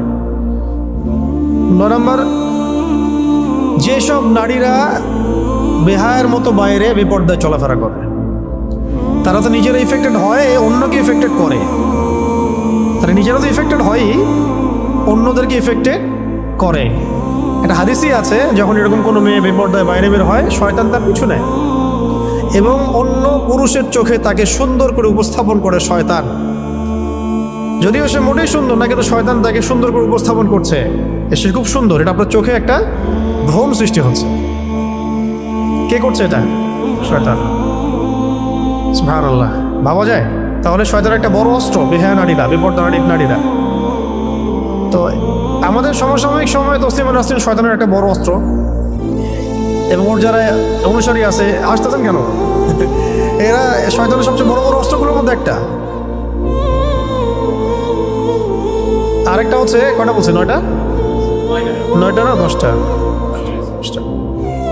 আরেকটা হচ্ছে যে রাসূল সাল্লাল্লাহু আলাইহি ওয়াসাল্লামের সুন্নাহ ভিত্তিক আমলগুলো যারা করেন। সুন্নাহ ভিত্তিক আমল, প্রত্যেকটা আমলের সাথে কিছু সুন্নাহ আছে, ঘুমানোর, ওঠার, এমনকি আয়না দেখারও। এমনকি কি আয়না দেখানোর, বাসা থেকে বের হওয়ার, বাসায় ঢোকার, ঘুমানো, বিছানা ঝাড়ার, প্রত্যেকটা সুন্নাহ ঘেটে ঘেটে দেখবেন এগুলোর মধ্যে যে সুন্নাহগুলো আছে, এগুলো যারা নিয়মিত চর্চা করে না ইফেক্টেড হয়ে যেতে পারে। তো এই 10টাই আপাতত থাক, পরে আরও মনে পড়লে ইনশাল্লাহ বলবো।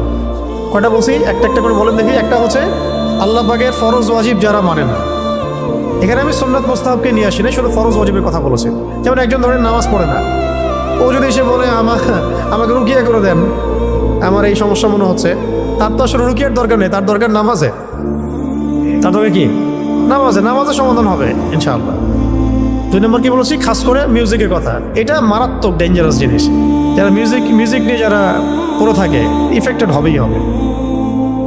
আল্লাহু আ'লাম বিস-সাওয়াব। ওয়া মা আলাইনা ইল্লাল বালাগ। তারপরে বেহায়াপন, অশ্লীলতা থাকলে ইফেক্টেড থাকবে। অলসতা, উদাসীনতার ব্যাপারটা এই কারণে বললাম যে অনেক সময় আপনি দেখবেন যে আপনি মানে দিনী বিষয়ে আছেন, কিন্তু আপনি অলসতায় ভুগছেন বা উদাসীন হয়ে থাকছেন, কোনো ভিশন নাই, মানে আবেগী হয়ে পড়ে থাকেন। ওই সময়গুলোতে শয়তান আপনার উপরে গালেব হয়ে যায়, বিজয় হয়ে যাবে। এমনকি একটা বিষয় ছুটে গেছিল মাঝখানে, ওই ইমোশনের কথা যেহেতু আসলো, মানে প্রচণ্ড রকম ভয় আর প্রচণ্ড রকম রাগ, প্রচণ্ড রাগ আর প্রচণ্ড ভয়, এই সময়েও কিন্তু শয়তান হাবি হইতে পারে। প্রচণ্ড রাগ, প্রচণ্ড ভয়। তো প্রচণ্ড ভয় তো আলহামদুলিল্লাহ মুসলিমরা আমরা পাই না, আলহামদুলিল্লাহ, আল্লাহ ছাড়া আমরা কাউকে ভয় পাই না। কিন্তু প্রচণ্ড রাগ তো হয়ে যেতে পারে অনেক সময়। আমার তো হয়ই মাঝে মাঝে আর কি, আপনাদের হয় কিনা জানি না। তবে এখন আমি নিজেই অবাক হই নিজেকে দেখে যে আসলে রাগ একদম কমে গেছে। আগে খুব রাগ ছিল আর, মানে সবকিছুর হাকিকত যখন বুঝে ফেলবেন তখন রাগ কমে যাবে। তো প্রচণ্ড রাগের সময় শয়তান হাবি হয়। এই জন্য কিন্তু রাগের সময় নবীজি বলেছেন না যে রাগ হলে তোমরা কি পড়ো, আউযু বিল্লাহি মিনাশ শাইতানির রাজিম। ওযু করা, রাগের সময় ওযু করা, দাঁড়াইলে বসে পড়া, এই কাজগুলো করলে শয়তান হাবি হবে। আরেকটা কি বলছি, ইস্তেনজা, নাপাকি থাকে। নাপাক থাকলে খাস করে দেখবেন যে মেয়েরা হায়েজের সময়, নেফাসের সময়, এই সময়গুলোতে শয়তান হাবি হওয়ার চেষ্টা করে। ওই সময়গুলোতে যদিও আমরা নামাজ পড়তে পারছি না, মা বোনদের কথা বলছি, কিন্তু আজকার করতে পারে, আজকার জিকির আজগারে থাকতে হবে। আচ্ছা ঠিক আছে। তারপরে মাদক দ্রব্য, এটা তো আপনারা বুঝতেই পারতেছেন। যদি ও নিজের সেন্সেই না থাকে তো ও তো শয়তান ওকে যা করবে তাই করবে। দেখবেন যারা মানে অন্যায় করে, জুলুম করে, তারা কিন্তু মাদক খেয়ে করে। হ্যাঁ, জেনা করতে যাবে মাদক খেয়ে, কাউকে খুন করতে গেছে মাদক খেয়ে। হ্যাঁ, তারপরে দেখেন এমনকি রিমান্ডে গেছে, কোনো আলেমকে মারবে, ড্রিঙ্কস করে গেছে মারার জন্য, যাতে ভালো করে মারা যায়, সেন্স না থাকে, ভালো মন্দ বুঝতে না পারে, যে সে যদি চিৎকারও করে ওর যেন সেন্স কাজ না করে। কারণ এটা নাকি তার চাকরি, এটা না করলে তার বউ বাচ্চা বাঁচবে না। বুঝতে পারছেন না? এই হলো অবস্থা। মানে নিজের সে ভাবখানে এমন দেখাচ্ছে যে সে কবরের ফেরেশতা, মুনকার নাকি, সে কারো কথা শুনবে না। মায়া দেওয়া সব শেষ। আমার সামনে বসে আছে তথাকথিত একজন জঙ্গি, তাকে মারতে হবে, এটাই আমার ডিউটি। না মারলে আমার বউ বাচ্চা আবার কি খাবে? তাই না মারলে বউ বাচ্চা কি খাবে? কি মানুষের অবস্থা চিন্তা করছেন? তো মাদক দ্রব্য খেয়েও এরকম মানুষ অনেক কাজ করেও এখনো। তারা নিজেরাও জানে এটা। অস্বীকার করলে আল্লাহ পাক সাক্ষী, আল্লাহর সামনে তো অস্বীকার করতে পারবে না। আর আমাদের সমাজে তরুণদের তো অন্যতম প্রবলেম হচ্ছে মাদক। তো এই মাদক সেবন করলে এগুলোতে আক্রান্ত হওয়ার সম্ভাবনা অনেক বেশি। আর কি, হ্যাঁ, ডেইলি জিকির আজগার না করা, এটা একটা কারণ। রেগুলার কোরআন তেলাওয়াত না করা, এগুলো অন্তত 10টা 20টা আয়াত হলেও তেলাওয়াত করতে হবে। অন্তত সূরা ফালাক নাস ইখলাস হলেও তেলাওয়াত করতে হবে। তেলাওয়াত করতেই হবে, 1 পৃষ্ঠা হোক 2 পৃষ্ঠা হোক। সবচেয়ে ভালো হয়, আমাদের ওস্তাদজি বলেছিলেন যে 1 পারা করে তেলাওয়াত করতে। এটা অনেকের ক্ষেত্রে হয়ে ওঠে না, এটা করতে পারলে আরও ভালো হয়। 30 দিন 30 পারা, 1 মাসে কোরআন খতম। আর বেপরদা, মেয়েদের বেপরদামি, এটা একটা কারণ। এখন এই কারণগুলো হচ্ছে, আমি বললাম যে এইগুলোতে লিপ্ত থাকলে এই সমস্যাগুলো আসতে পারে, সম্ভাবনা আছে। আমি এখন 10টা কথা বলছি, 10টা পয়েন্ট, যেগুলো করলে এইগুলো থেকে আমরা বেঁচে থাকতে পারবো ইনশাআল্লাহ। তার মধ্যে প্রথমটাই হচ্ছে পবিত্র থাকতে হবে। সবসময় ওযু অবস্থায় থাকার চেষ্টা করা। কি বললাম? পবিত্র থাকা। পবিত্রতা মানে শুধু শারীরিক পবিত্রতা না, কিন্তু আত্মিক পবিত্রতাও বোঝানো হচ্ছে। সবসময় ওযু অবস্থায় থাকার চেষ্টা করা, ঠিক আছে ইনশাআল্লাহ। এবং আরও ভালো হয় যদি ওযু ভেঙে যায়, ওযু করে এসে 2 রাকাত নামাজ পড়তে পারলে আরও ভালো।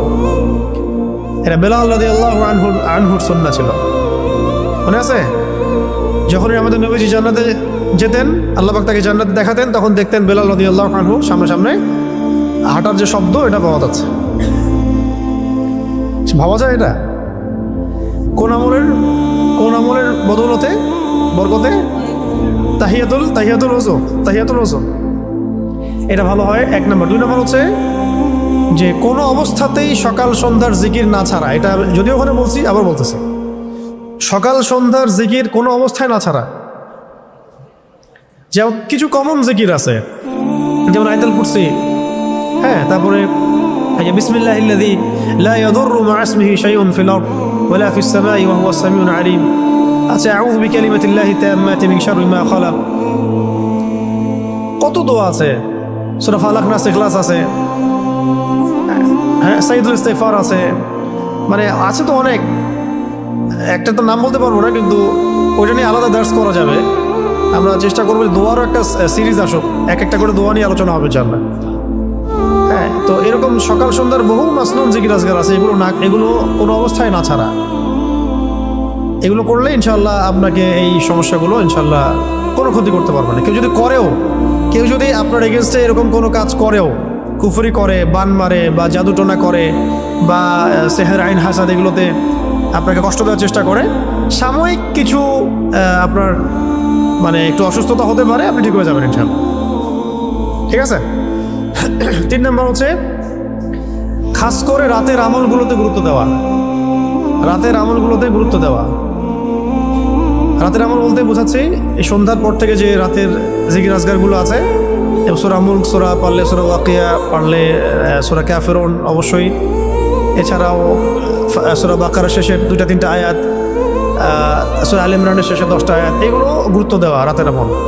রাতের বেলা ওরা কাজ বেশি করে, এরা কোন সময় কাজ বেশি করে? রাতেই বেশি কাজ করে। এই জন্য রাতের বেলা নিরাপদ থাকতে হলে আমলগুলো সন্ধ্যার পরে করে ফেললেই খালাস। প্রতিদিন করতে করতে এমন একটা অবস্থা চলে আসবে যে তখন আপনি আধা ঘন্টায় দেখবেন সমাবল হয়ে গেছে, 1 ঘন্টা সমাবল হয়ে গেছে, চলে আসছে, অভ্যাসে চলে আসছে আর কি। কটা বলছি? 3টা। 4 নম্বর হচ্ছে কোরআনের কিছু সূরা অবশ্যই মুখস্থ করা, বা এগুলো নিয়মিত না হলেও মাঝে মাঝে পড়া, কারণ এই সূরাগুলো দিয়ে, এই আয়াতগুলো দিয়েই মূলত সেহের আইন হাসাদের চিকিৎসা করা হয়।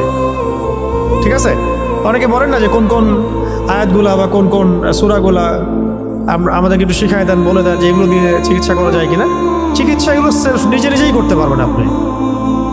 এটা যে বিশ্বস্ত ডাকির কাছে গেলে তো ভালো, যদি নাও যান, নিজের এগুলো জানা থাকে, তেলাওয়াত সহি থাকে, আপনিও ওযু করে বসে ওই আয়াতগুলো তেলাওয়াত করে পানিতে দম করতে পারেন। সেই পানি আপনি খাবেন, বাসায় ছিটাবেন, সেই পানি আপনি গোসলের পানিতে মেলাবেন, সেই গোসলের পানিতে আপনি 7টা বড়ই পাতা বেটে দিয়ে দিবেন, 7টা বড়ই পাতা পিষে দিয়ে দিবেন, দিয়ে ওই পানিটা যেটা আপনি পড়লেন, মানে সূরাগুলো যে পানিতে পড়লেন, সেই পানিগুলো মিশিয়ে দিবেন। এই গোসলটা অনেক ইফেক্টিভ। অনেকে এমন হয়েছে একবার গোসল করার পরে ভালো হয়ে গেছে, এমনও আছে। তো কোন আয়াতগুলো সেগুলো একটু বলে দেই, সবগুলো বলা হয়তো পসিবল হবে না, আমার মনেও নেই সব। 1 নম্বর সূরা ফাতিহা, এটা তো সকল রোগের শেফা। 2 নম্বর সূরা বাকারার প্রথম 5 আয়াত, প্রথম 5। তারপরে সূরা বাকারার আয়াত নাম্বার 255 এবং 56, 255-56 আয়াতুল কুরসি এবং তার পরের আয়াত আর কি। এরপরে সূরা বাকারার শেষে 3 আয়াত। চিকিৎসা বলে দিচ্ছি আর কি, এগুলা শিখে রুকিয়া সেন্টার খুলেন কালকে। আচ্ছা, একটা হতে পারে আমরা এখানে রুকিয়া সাপোর্ট দিতে পারি, সেন্টারে রুকিয়া করানো যাবে না হয়তো, রুকিয়া কনসাল্ট করা যেতে পারে। যদি কারোর এরকম প্রবলেম মনে হয় তাহলে আমাদের এখানে যোগাযোগ করবে, কিছু পরামর্শ দেওয়া যাবে আর কি। ঘরে ঘরে ছড়াই পড়তেছে দিন। কটা বলছে? 4টা। আচ্ছা, আরও এরপরে সূরাতুল আল ইমরানের শেষের 10 আয়াত, 10 বা 11 আর কি, 10 বা 11 নম্বর 11টা আয়াত। মাঝখানে আরও কিছু আয়াত আছে, যেমন একটা হচ্ছে ওই যে ওই কুলিল্লাহুম্মা মালিকাল মুলক, এই আয়াতটা আছে। কত নম্বর আমার মনে নেই এখন, আমার নাম্বার মনে থাকে না। কুলিল্লাহুম্মা মালিকাল মুলক, এই আয়াতটা। আরেকটা আছে শাহিদাল্লাহু আন্নাহু লা ইলাহা ইল্লাহু ওয়াল মালাইকাতু ওয়া উলুল ইলমি কাইমান বিল কিসত, এই আয়াতটা। আচ্ছা, অন্তত এটা লিখেন, সূরা বাকারার শেষে, সূরা বাকারার শেষের 3 আয়াত, সূরা আল ইমরানের শেষের 10 আয়াত, সূরা কাহাফের প্রথম 10 আয়াত। এটা খুব স্ট্রং একটা ওয়েপেন্স দিলাম আপনাদেরকে আজকে। সূরা কাহাফের প্রথম 10 আয়াত। দাজ্জালও এই আয়াতের সামনে পারবে না। অনেকে অনেকভাবে নিতে পারে কথা, এই জন্য আমরা সব কথা সব জায়গায় বলি না। বাট যখন কোভিড চলছিল, কোভিড চলছিল না যখন, তখন আমরা তো মাহফিল করতাম। তখন কত মানুষের সাথে মোজাফা করছে, ঠিক নাই। আর মানুষ বলছে যে স্যানিটাইজার ইউজ করো, মাস্ক পরো, সোশ্যাল ডিস্টেন্স মেনটেন করো। আর মানুষ তো আমাদেরকে জড়ায় ধরতে চাইছে। কিসের ডিস্টেন্স? কেউ চুমু খাচ্ছে, অতি আবেগী কিছু আছে ভাই। মোজাফা করেন ভালো, চুমু খায়েন না। খুবই বিব্রতকর লাগে বিষয়টা। আর যে যুগ পড়ছে এখন, এখন যে যুগ পড়ছে, ভয় লাগে কার মনে কি আছে আর কি। ঠিক আছে, এখন ভাই মোজাফা করেন ভালো। তো ওই সময় এরকম হচ্ছিল। তো প্রসঙ্গ হচ্ছে যে ওই সময় আমরা একটা আমল করতেছিলাম, মানে আমি একটা আমল করতেছিলাম, যে প্রতিদিন সকাল সন্ধ্যায় সূরা কাহাফের 10 আয়াত। আলহামদুলিল্লাহ, কোনো সমস্যা হয়নি। কিছু বিষয় থাকে পরীক্ষিত, এটা আমরা দলিল চাইলে আমি দলিল দিতে পারবো না। দলিল তো এটা দিতে পারবো যে সূরা কাহাফ প্রথম 10 আয়াত, যে দাজ্জালের বের হওয়ার সময় সে পড়ে, দাজ্জাল তার কোনো ক্ষতি করতে পারবে না। তো কোভিড আবার কি, ওটা কেয়াস করে পড়ছি আর কি। কোভিড আবার এমন কি, দাজ্জালকে ঠেকাই দেবে কোন সূরার আমল? সূরা কাহাফের প্রথম 10 আয়াত। তাহলে কোভিড আবার কি?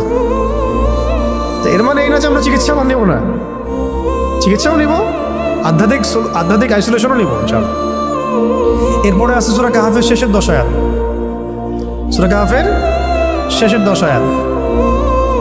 আরও আছে সূরা আরাফের আয়াত আছে, আয়াত নাম্বার মনে নেই আমার আর কি। সূরা তাহার মধ্যে কিছু আয়াত আছে, সূরা তাহার কিছু আয়াত আছে। পরে ইনশাআল্লাহ আমি লিখে দিতে পারবো আয়াত নাম্বারগুলা। এরপরে সূরা হাশরের শেষের 3টা বা 4টা আয়াত আছে, ঠিক আছে। তারপরে সূরা কলাম, সূরা কলামের শেষের 2টা বা 3টা আয়াত আর কি, সূরা কলাম। আরও আছে আপনার সূরা ইয়াসিন, সূরা ইয়াসিন। এটা মারাত্মক একটা ফজিলতপূর্ণ সূরা, সূরা ইয়াসিন। এমনভাবে আসছে বিভিন্ন কিতাবের মধ্যে যে আপনি চাচ্ছেন এই হাজতটা পূর্ণ হোক, ফজরের নামাজের পরে সূরা ইয়াসিন পড়েন। বড় বড় ওলামায়ে কেরাম, আমাদের আকাবির আসলাফদের একটা পরীক্ষিত আমল এটা। তারা ফজরের নামাজের পরে সূরা ইয়াসিন পড়তেন, দিনের শুরুটা করতেন সূরা ইয়াসিন দিয়ে। সূরা ইয়াসিনটা খুবই ফজিলতপূর্ণ একটা সূরা, কোরআনের হৃদয় বলা হচ্ছে, এটা গুরুত্বপূর্ণ। এর সাথে আরও আছে আপনার সূরা জিলজাল, তারপর সূরা আদিয়াত, সূরাতুল কদর, ইন্না আনজালনাহু ফি লাইলাতুল কদর, সূরাতুল কাফিরুন, ফালাক নাস ইখলাস। আরও মাঝখানে আরও কিছু আয়াত আছে যেগুলো আমি আয়াত নাম্বার আমার মুখস্থ নেই, পরে দেখে বলতে পারবো।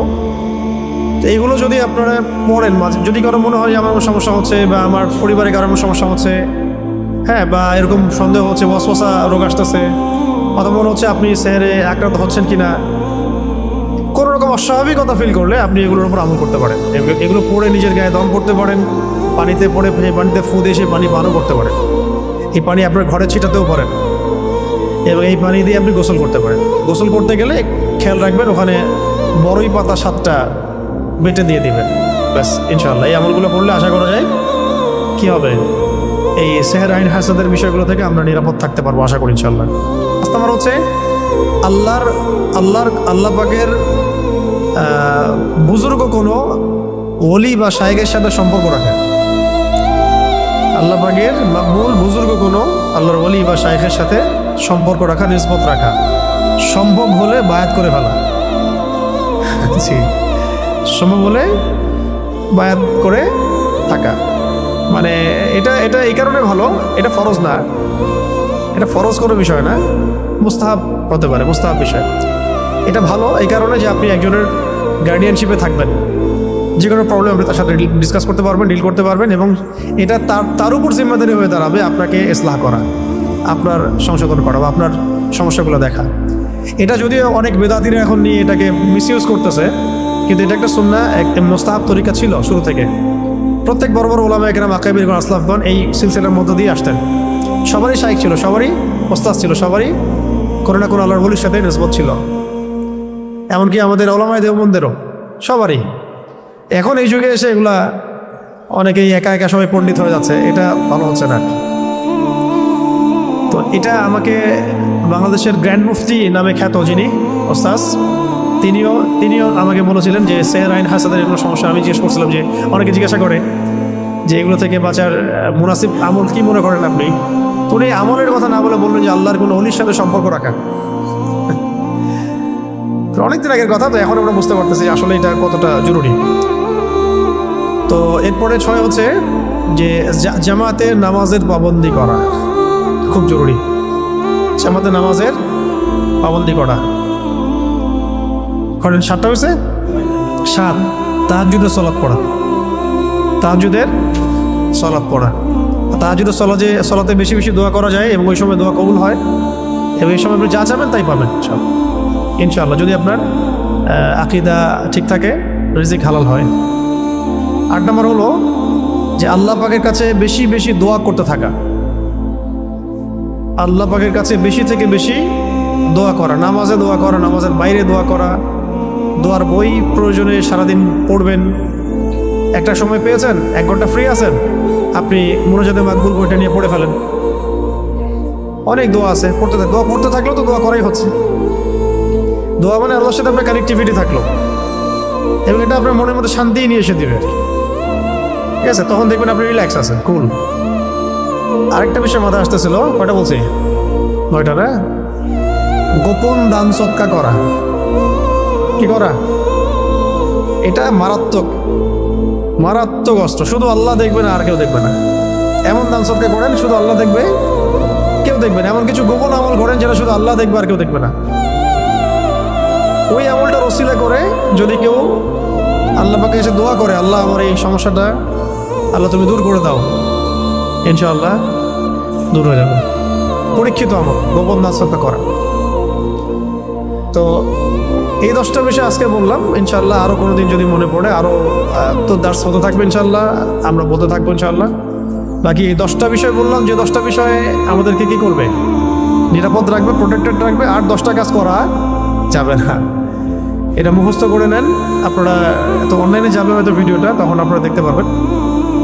বাকি এখন যারা যারা লিখে ফেলছেন, এটা মুখস্থ করে আসবেন। পরের তালিমে আমি ধরবো আপনাদেরকে, পরের তালিমে এই প্রশ্নগুলো করা হবে। যারা পারবেন হাদিয়া দেওয়া হবে, আর যারা পারবেন না তাদের টাকা থেকে হাদিয়া ওদেরকে দেওয়া হবে, ঠিক আছে?